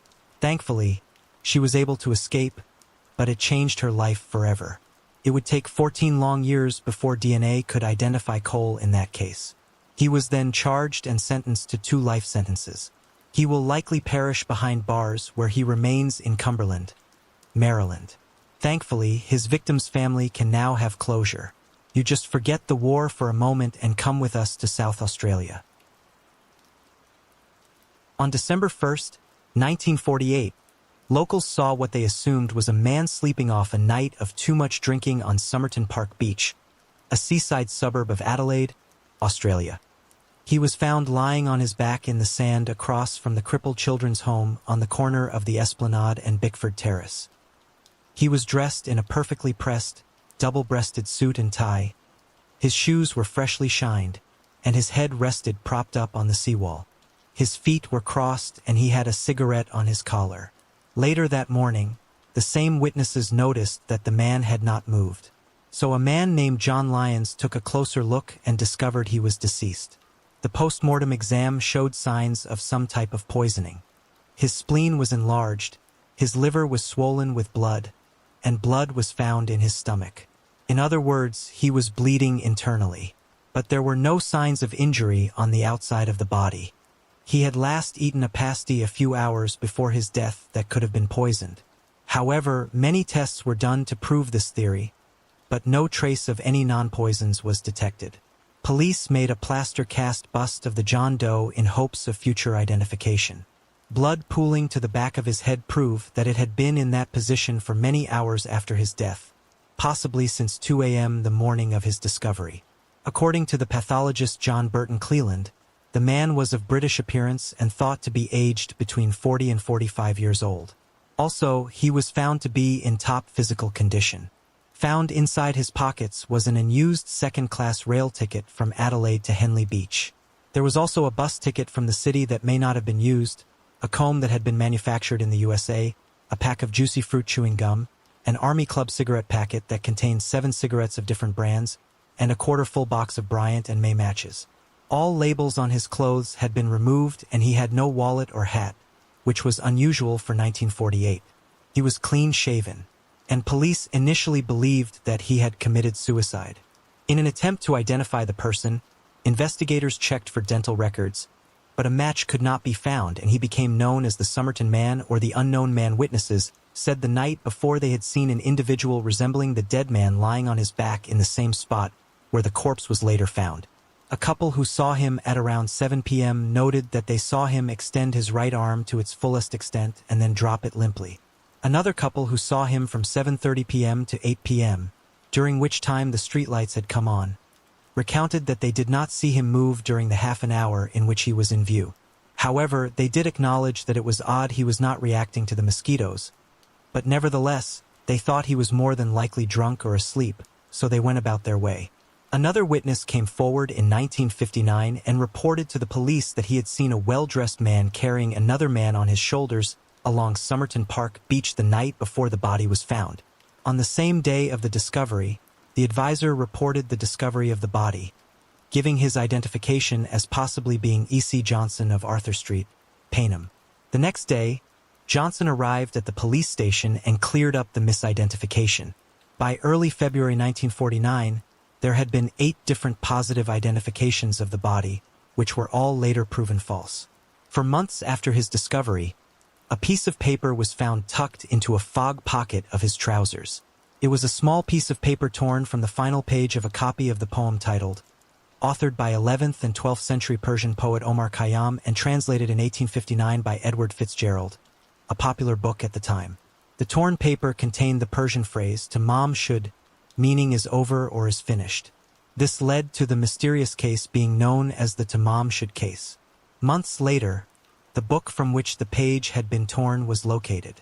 A doctor came forward and said it had been thrown into his car parked near the same beach where the man had been found. He said he often left the windows of his car open and thought little of it until he read about the search for the book in the paper. To add to the mystery, on the inside back cover was a local telephone number, another unidentified number, and text that resembled a coded message that still hasn't officially been decoded. The phone number X3239 turned out to be that of a nurse in training named Jessica Ellen Thompson. She lived at 90A Glenelg Street, just 200 yards from where he was discovered. Also, she reportedly worked at the home for crippled children located in front of where the body was found. Much of the case would become centered around Jessica Thompson. When interviewed, she denied knowing the man and was very evasive. When shown the cast of his face by police, she appeared shocked and looked away and wouldn't look back.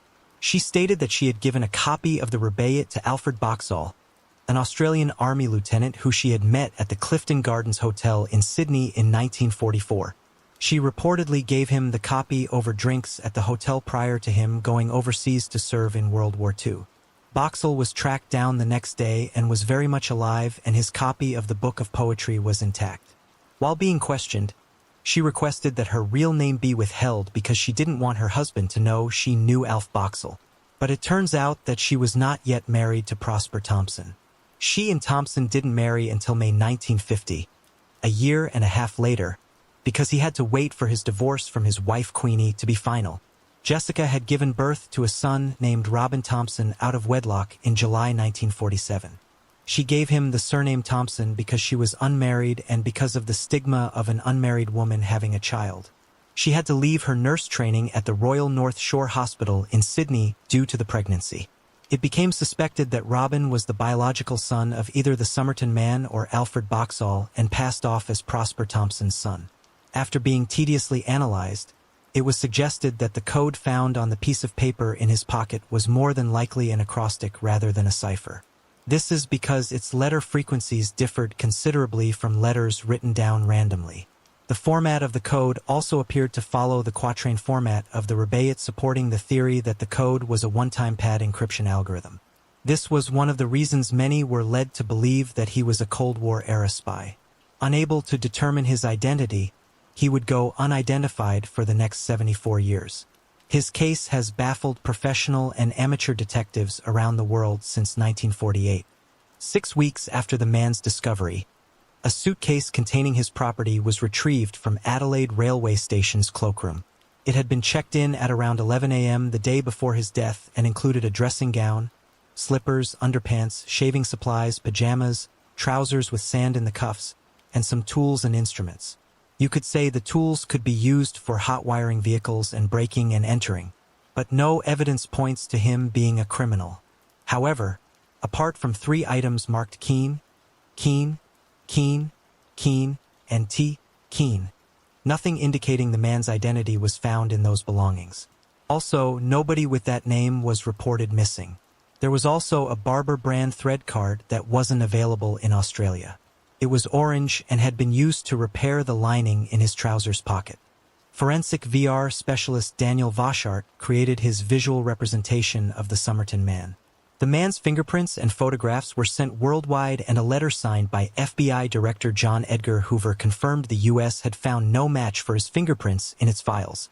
Jessica Thompson, the nurse questioned by police regarding the Rubaiyat she had given away, later died in 2007. However, 6 years later, her daughter, Kate Thompson, was interviewed for the Australian 60 Minutes Current Affairs TV program. Kate revealed that her mother had a dark side. Kate said her mother had told her that she indeed did know more about the Somerton man, but had deliberately not revealed it to the police. Jessica told her it was a mystery that was only known to a level higher than the police force. She also revealed that her mother could speak Russian, which suggested that she may have been involved in some spy-related activity. She also taught English to migrants and was interested in communism. Kate said she always wondered if her mother was responsible for the man's death. It was also of note that the copy of the book Jessica had given away had been signed with the name Justin. Her daughter, Kate, said that some of her nursing pals, all those decades earlier, called her Tina. A card sent to her in her later years from her nursing pals said, "Dear Tina, Tina," or "Dear Tina, Tina." Her mother explained this as just "together with Tina and you have Justin." On May 19, 2021, after years of denied requests to do so, the body was exhumed for DNA collection. A hair trapped in his death mask made of plaster was used to create a DNA profile. This profile was used for genetic genealogy research performed by Australian researcher and Adelaide University physicist, Professor Derek Abbott, along with renowned American genealogist, Dr. Colleen Fitzpatrick.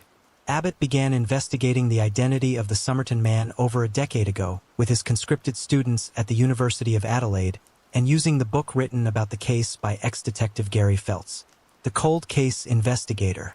They built a complex family tree of around 4,000 names that finally led to the man's identity whose date of death had not been recorded.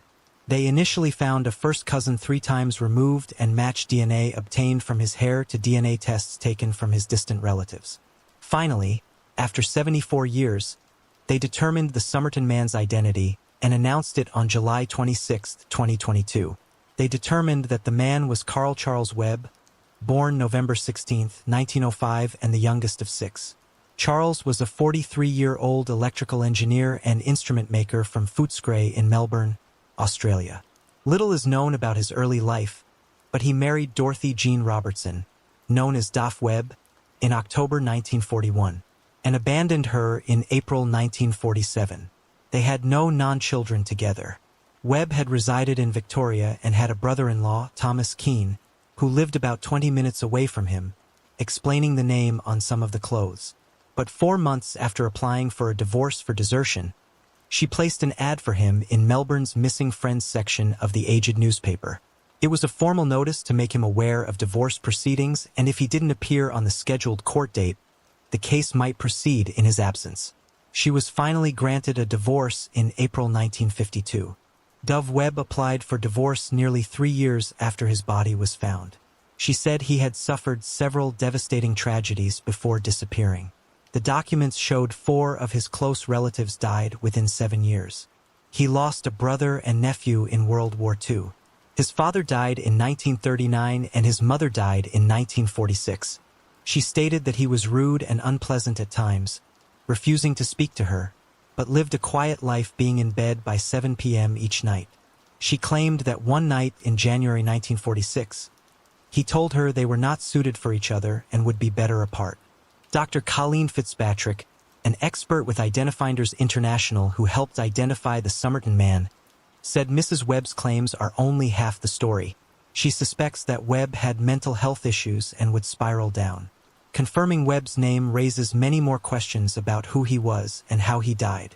No death record for Webb exists, and his last known records date to April 1947 when he left his wife.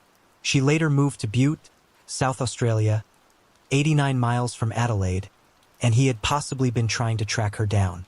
Abbott's research indicates Webb enjoyed betting on horses, thus the coded messages could be horses' names. Webb was also fond of poetry and had written some of his own, explaining the "To Mom Should" poem. Unfortunately, researchers have not been able to locate any photos of Webb before his death. In 2009, Professor Abbott consulted with dental experts who concluded the Somerton man had a very rare genetic disorder of hypodontia affecting his incisor teeth. University of Adelaide professor of anatomy, Masha Kenneberg, assessed photos of his ears and found a feature possessed by only 1 to 2% of the population. A photo of Robin showed he shared both these anomalies. Experts say the ears are telling signs of whether two people are related. The chance of coincidence is estimated at between 1 in 10,000 and 1 in 20,000. In addition, both Robin and Webb shared very muscular calves similar to ballet dancers, which Robin was. In 2009, Professor Abbott tried to find Jessica Thompson, whose phone number had come from the Mystery Man's poetry book. Unfortunately, she died in 2007 and her son Robin died in 2009. Robin turned out to have been a professional ballet dancer whose teeth and ears were said to be remarkably similar to the Somerton man's. However, Abbott eventually found and interviewed that man's daughter, Rachel Egan. He first wrote her a letter about her possible relation to the Somerton man, and then the two met at a fancy restaurant in Brisbane. The two then fell in love and got married the following year in 2010. They are now happily married with 3 children. However, once Rachel's DNA was tested, she was linked to being related to Prosper Thompson, not Carl Webb. She also learned during the process that she was adopted and Robin, who she had never met, was her biological father. Rachel made contact with her biological mother, Roma Egan, and soon moved to Brisbane to be with her. She learned her parents had met when they were both dancers at the Australian Ballet School. Her father, Robin, got a job with the Royal New Zealand Ballet Company and Roma went with him to New Zealand. Roma then became pregnant, but she and Robin didn't have the means to keep her, so they put her up for adoption. Rachel's mother was suspicious of her relationship with Professor Abbott. Not only did it move very quickly, but she feared he was just out for her DNA or maybe just wanted to bear children with her so they could share the same DNA as the Somerton man that had become his sole focus for many years. This caused the newly introduced mother and daughter to become quickly estranged. While the Somerton man has been identified, his cause of death remains a mystery, one that we will likely never know. Crystal Faye Todd was born on January 4, 1974 in Conway, South Carolina to parents Junior and Bonnie Todd. At the age of 17, she was a senior at a Conway, South Carolina high school, and as an early graduation gift, her mother Bonnie Faye Todd had given her a brand new 1991 Toyota Celica. On November 17, 1991, Crystal stopped in for her grandmother's birthday celebration and left about 7 p.m. kissing her mother goodbye and saying she was headed to the mall to meet her friends.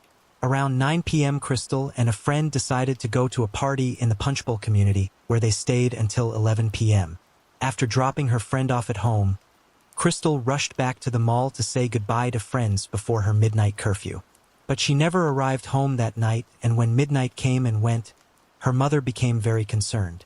At 3 a.m., Bonnie phoned police and a dispatcher took her description along with the description of her car.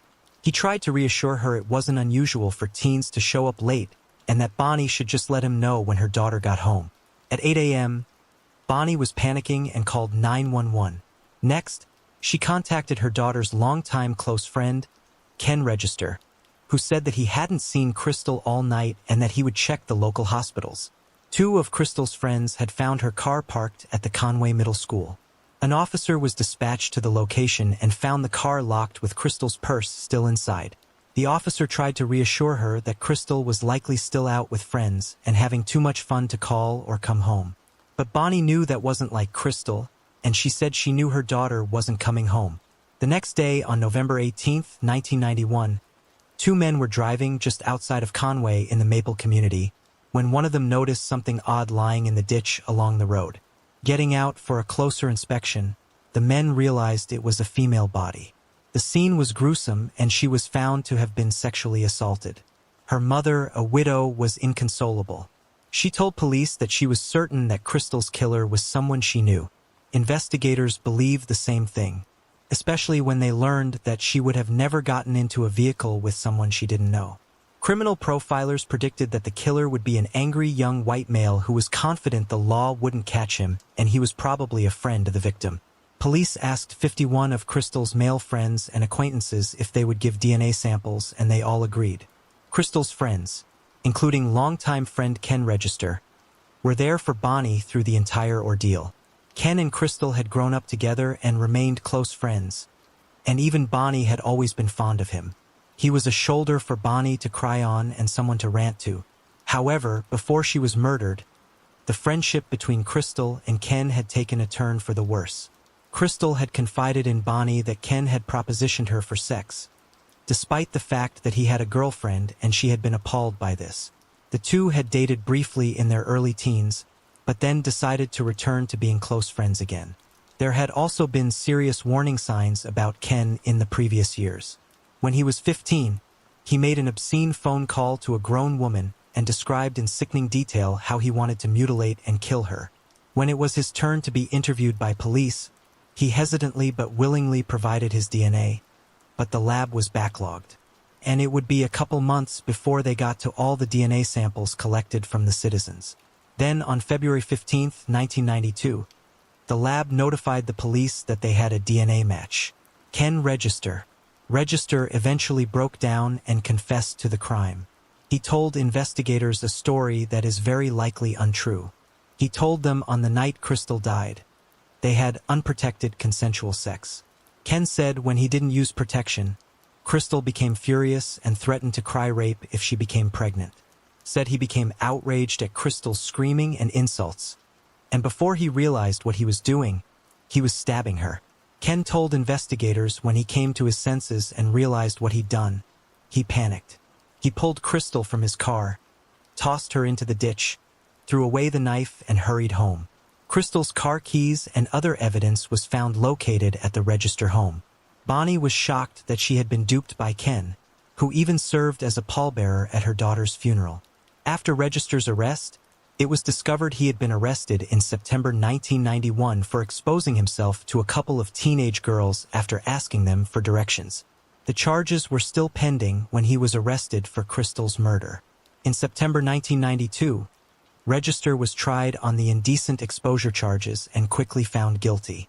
Then in early 1993, jurors found him guilty for Crystal's death, his sexual misconduct, kidnapping, and torture. Ken Register was sentenced to life in prison and remains incarcerated at the Broad River Prison in Columbia, South Carolina. There are reportedly many friends and family members of Crystal's who continue to write to and attend parole hearings anytime he is eligible. Despite being sentenced to 2 life sentences, he was eligible for parole in February 2022, but he waived his right to face the parole board. Nearly 2,700 people signed a petition asking that his parole not be granted. He will be eligible to face the parole board again in 2024. Her mother Bonnie passed away in 2014 and is buried next to her daughter in Conway. The petition to keep this monster behind bars where he belongs is at change.org, and I will put the link in the description. Yanira Cedias was born on March 3, 1992, and by the age of 30, she was a mother of 3 young children and described as vibrant and lively with a big smile.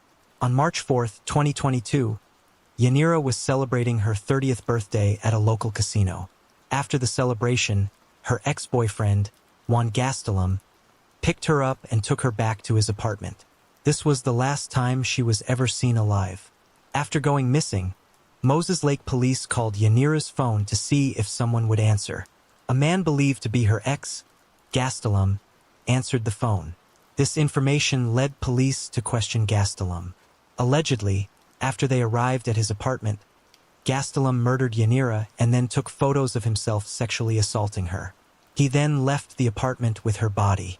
Her family, with help of volunteers and community members, started searching several locations for Yanira's remains. Over 2 months later, on May 12th, detectives received data from Gastelum's cell phone leading them to where he went after leaving the apartment that night, which was a remote area off Highway 12 just outside Wauhula Junction, Washington. When authorities arrived at the location, they found her body in a sleeping bag covered with tree limbs and leaves. At this time, the medical examiner has not released the details on how Yanira died. However, Moses Lake police say that they found a large hunting knife that Gastelum threw away at a gas station and cadaver dogs detected human blood on it. He was arrested days later in Oregon, but fought extradition for 2 months before finally being extradited back to Washington state. He was charged with second-degree murder and second-degree rape following disturbing photos found on his cell phone. Documents also say Gastelum admitted to being physically abusive to Yanira, as two physical domestic calls were referenced from October 2021 and January 2022. On October 4, 2021, Yanira even requested a police report to get a restraining order against Gastelum. Gastelum had pleaded not guilty to both charges, and his next court appearance is scheduled for July 5, 2022. Yanira's three young children now live with their grandmother, Yanira's mother, Anna, and they deeply miss their mommy. On January 4, 1996, a woman called 911 and reported that a black man had broken into her apartment located at 2205 North Broadway Street in Santa Ana, California, and was stabbing her boyfriend. When police arrived, they found 22-year-old Christopher Hervey with multiple stab wounds. Tragically, Christopher would later die from his injuries. His girlfriend, Jade Binning, who he shared the apartment with, would tell police that she woke up at 3 a.m. to find Christopher struggling with the intruder. She said she tried to help but was slashed in the hand. Investigators would also speak with the neighbors who told police they'd heard a loud argument inside the apartment before police arrived. Detectives for this case told reporters at the time that it seemed like it was an attempted burglary gone wrong and nobody was arrested. The case went cold until January 2020, when investigators received an anonymous letter implicating Jade Binning for the murder of Christopher Hervey. After reopening the case, investigators found forensic evidence linking her to the crime.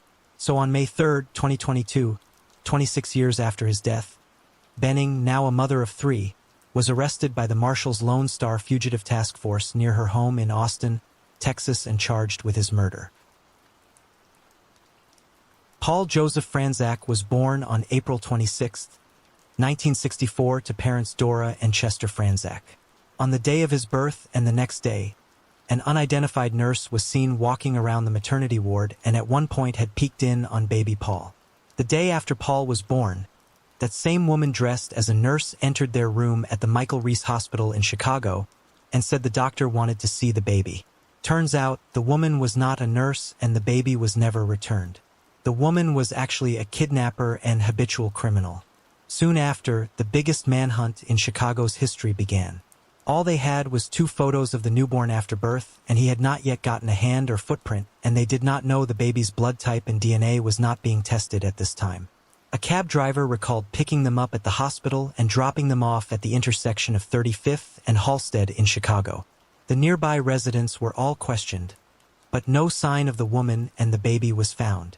The case would eventually go cold until 14 months later when the Franzaks were contacted by the FBI.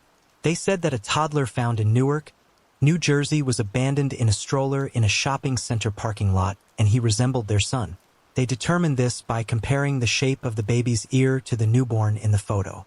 The FBI also took pictures and even went as far as to create a mold of his ear for comparison. Over the next year, while the FBI was continuing their investigation, the baby was placed in the care of a very experienced foster family in New Jersey. Although there was no way to be sure at the time if he was indeed their child, they believed that he likely was. And eventually the FBI simply turned him over to the Franzaks for them to raise. Paul, unaware of the history of events at age 10, had always felt like he was someone else. Then one day, he went snooping in the basement for Christmas presents and found 3 boxes of newspaper clippings about the abduction. His mother was angry when he brought this up to her, so he decided not to mention it again. But they did explain that he had been abducted as a baby but was later found. Paul, who was nearly 50 years old and now living in Las Vegas, Nevada, was able to convince his parents to take DNA tests. He wanted to find out once and for all if he really was their biological son.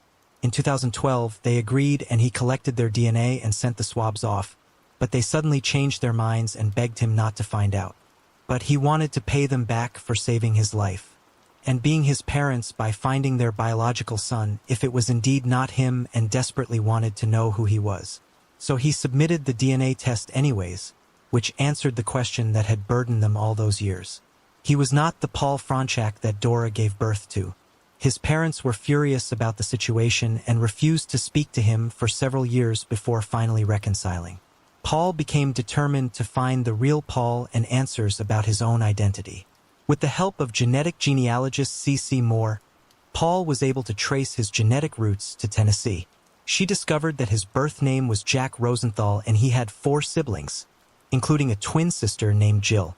Upon meeting his relatives, Paul learned that they had no clue what happened to Jill. Their birth mother, Marie, was a heavy drinker and his dad Gilbert was badly affected by the Korean War, and they were both now deceased. They allegedly removed photos of the twins from their family photo album, and the father warned relatives not to talk about them. As a result, their disappearances weren't reported. Jack and Jill were apparently badly neglected and abused, and one relative even recalled them being in a cage at one point when they were babies. At some point, Gilbert and Marie claimed that they had given the twins to another relative to take care of. Even with all this information, Paul still has no idea what happened to his twin sister Jill. In 2019, after Paul went public about his story and his desire to find his sister Jill and the real Paul Franczak, a Facebook page for tips was created which prompted the FBI to reopen the case. Genealogist C.C. Moore helped Paul track down biological relatives by submitting his DNA to 3 different companies. The connection started being made with a third cousin and then a second cousin and so forth. Paul would eventually discover his biological surviving siblings, but sadly they declined to connect with him. On his journey to find his twin sister, he has gone to prior addresses and dug up the backyard looking for bones and even used ground-penetrating radar. He did this because he initially suspected she had been murdered and that's why he was abandoned. So all his parents had to say was they were taken in together by another family.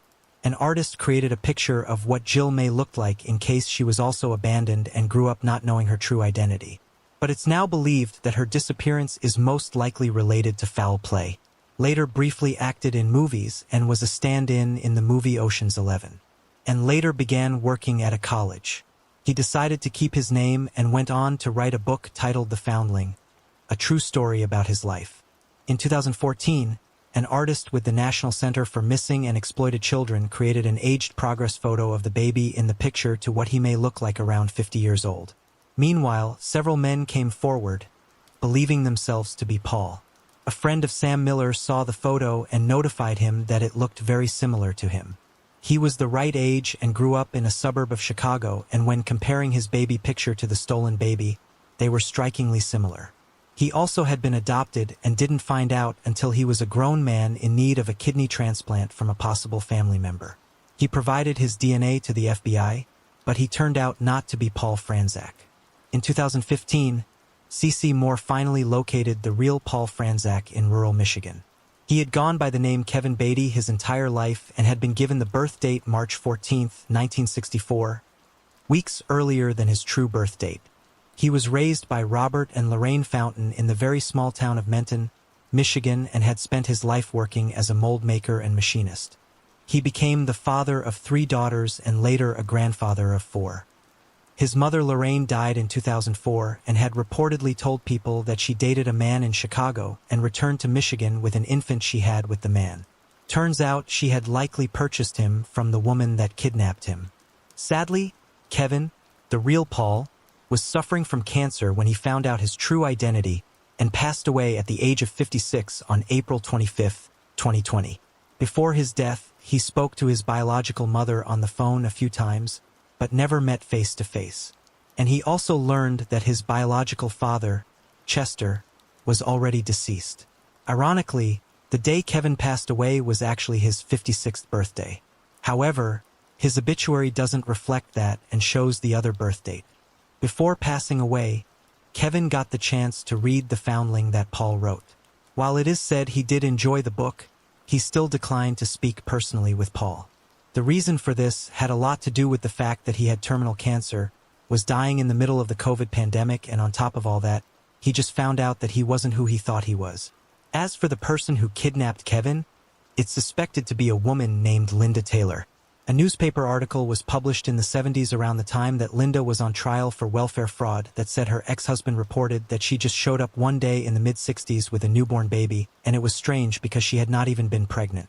Years later, Linda's son Johnny Harbaugh of Chicago, Illinois, claimed that his mother, who was notoriously known as the welfare queen in Chicago during the 70s and 80s, did in fact kidnap Paul right after he was born. Even President Reagan made a public statement about her slew of criminal actions in nearly 90 counts of fraud, aliases, and 50 false addresses. Johnny recalls that decades earlier, when he was a teenager, his mother just came home one day with an infant boy. He said she was a master of disguise and had multiple money schemes and even had an entire room for her wigs and nursing dresses and doctor's clothing that she used to disguise herself. He said he's certain one of her boyfriends later took the baby to Tennessee. The man worked for the American Revette Company, and a former employee there confirmed to the media that the man had moved to Sevierville, Tennessee. In 2021, an American-British documentary film titled The Lost Sons was released that follows the story of the kidnapping.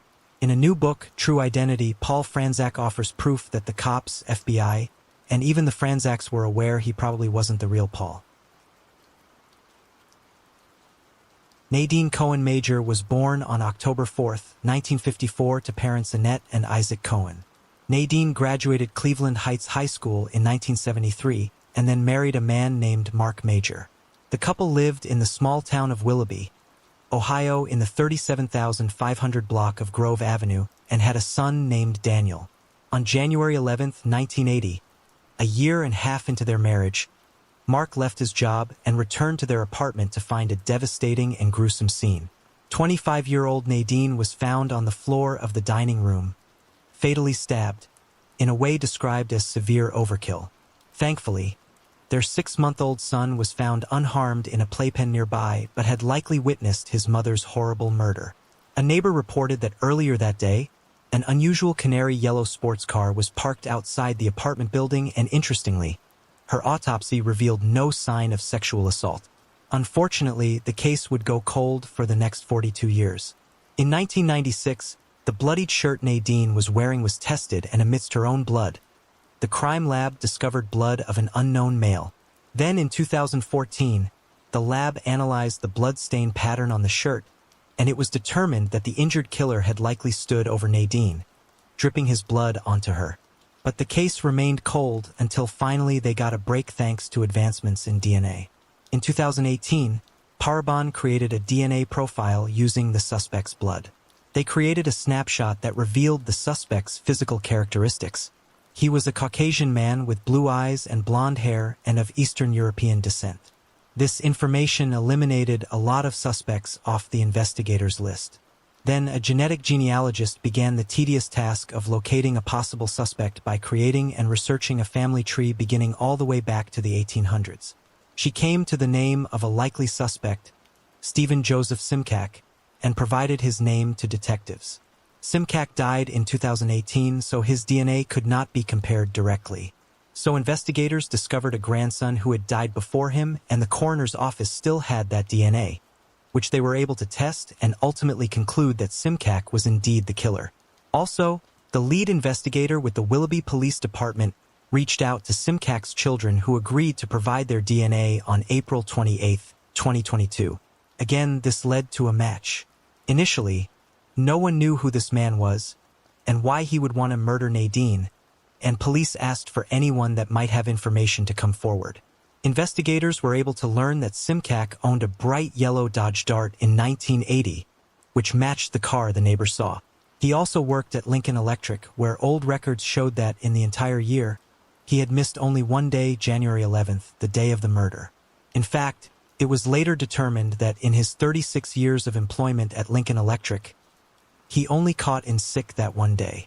From what I've learned, no one can understand why a married man would take the day off from work to murder a woman he may not have known and leave no obvious signs of sexual assault as the motive. Police said that he had been married to the same woman since 1963 and had no criminal record.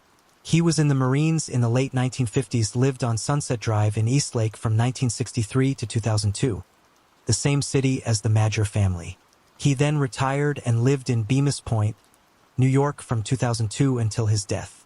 Daniel, now a grown man who was only 6 months old when he witnessed the murder of his mother, was angry that Simcak would not face justice and died a free man, and he took away ever being able to have a bond or hug his mother.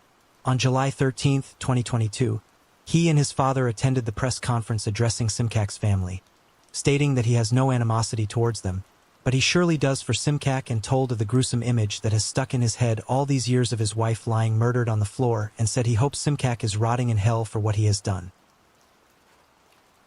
Shani Warren was born in 1961 in Stoke Poges, England to parents Joe and Elsie and had a brother named Stephen.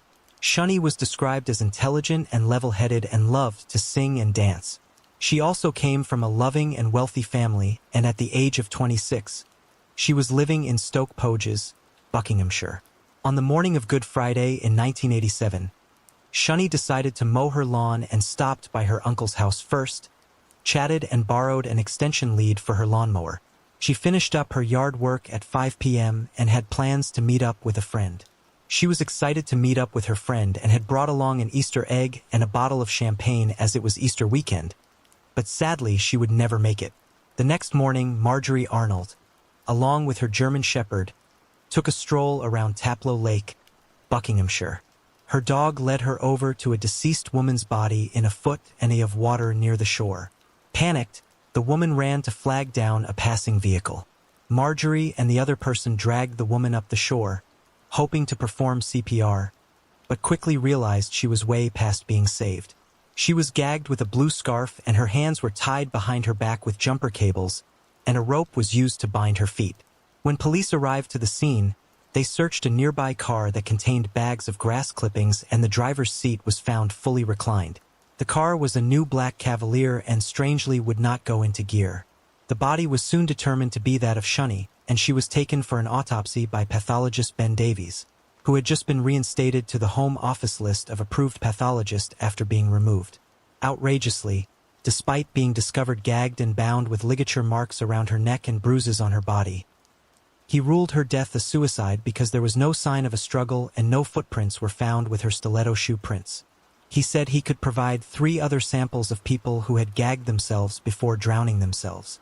It would be several more days before her death was treated as suspicious, which means the critical first 48 hours into her murder investigation had been lost.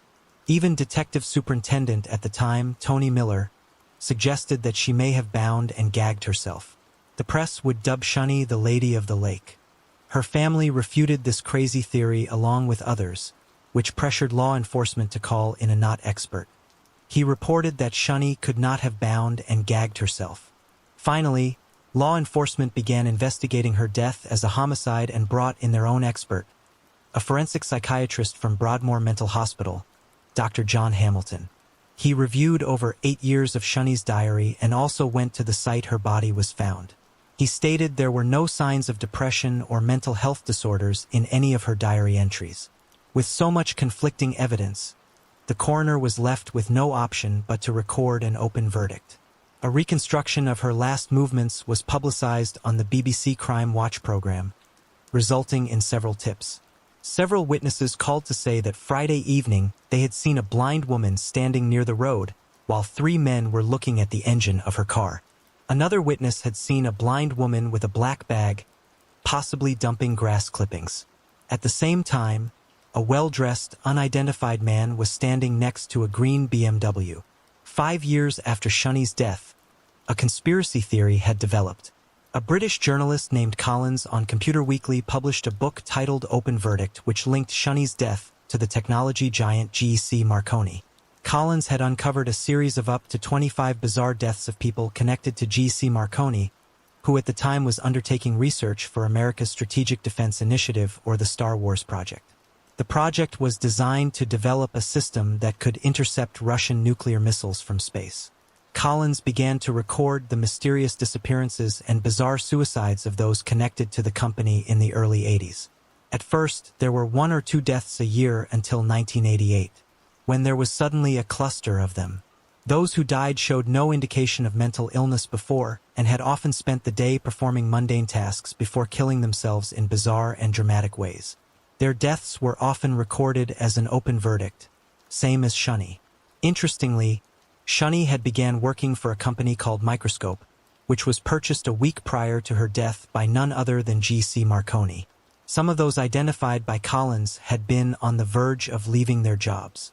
Others claimed to have uncovered a secret. At least 3 made appointments with their member of parliament to discuss a serious matter, but died before the meeting. The same day that Shani died, another person connected to G.C. Marconi jumped off a viaduct a mile away. Although he survived, He had no recollection of jumping or the events leading up to it. Then in 1997, 10 years after her death, a task force created by Lisshire Police, known as Operation Lynx, contacted Thames Valley Police. Lynx was set up when breakthroughs in DNA technology linked a series of rapes in Lisshire, Nottinghamshire, and Yorkshire. The rapist, M.O., was to abduct young women in parking lots, bind them with jumper cables or rope from their cars, then rape and rob them. In one instance, the suspect used a tube of super glue that he had found in the victim's car to glue her eyes shut. In another, he raped a young woman, placed a bag on her head, and tossed her into a freezing canal. Miraculously, she survived by standing on her tiptoes and crying for help. Moments away from drowning, she felt a stone on the floor of the canal that she used to push herself out of the water. I also read a report that stated that she was rescued by a citizen who heard her cries for help. Either way, her rapist watched calmly from the bank before walking away, and he was later identified as Clive Barwell, a lorry driver, or what we call a truck driver in the U.S. Over the years, police had gathered forensic evidence from the women and their cars, such as swabs and body hairs. Strangely, they later destroyed all the evidence, and he carried on with his attacks of young women, getting more and more bold and gruesome. A detective was able to place Barwell in Buckinghamshire around the time of Shunny's death, and he was charged with her murder but denied any knowledge of Shunny's death. In 1999, he pleaded guilty to attempted murder, kidnapping, rape and assault, and was sentenced to 8 life sentences. As you will see soon, he wasn't actually her killer, but he was a sadistic serial rapist who had attacked at least 25 women and had committed a reign of terror that lasted 13 years, all while his wife and children thought of him as a model citizen. In 2021, 33 years later, traces of semen were found on evidence collected from Shunny's body. The new DNA evidence led them to 66-year-old Donald Robertson, leading to his conviction for false imprisonment, indecent assault, and murder of Shunny. He was jailed in 1978 for burglary and attempted rape of a 15-year-old girl who was home alone. He was released 3 years later and soon after kidnapped and raped again. Days after being released, he attacked a 14-year-old girl who had been riding her bicycle in Farnham Royal. He shook a broken bottle at her and threatened to harm her again if she went to police. He later pleaded guilty to that crime in October 1981 and spent a little over 5 years in jail. For months after that release is when he attacked and murdered Shunny. Less than 2 months after attacking and killing Shunny, he attacked a 17-year-old girl who was walking home along the A4 Bath Road after missing the last train on the outskirts of Slough, Robertson's hometown. Robertson was convicted of another attack in 2010 and was already behind bars when convicted for Shaney's murder in May of 2022, over 34 years later.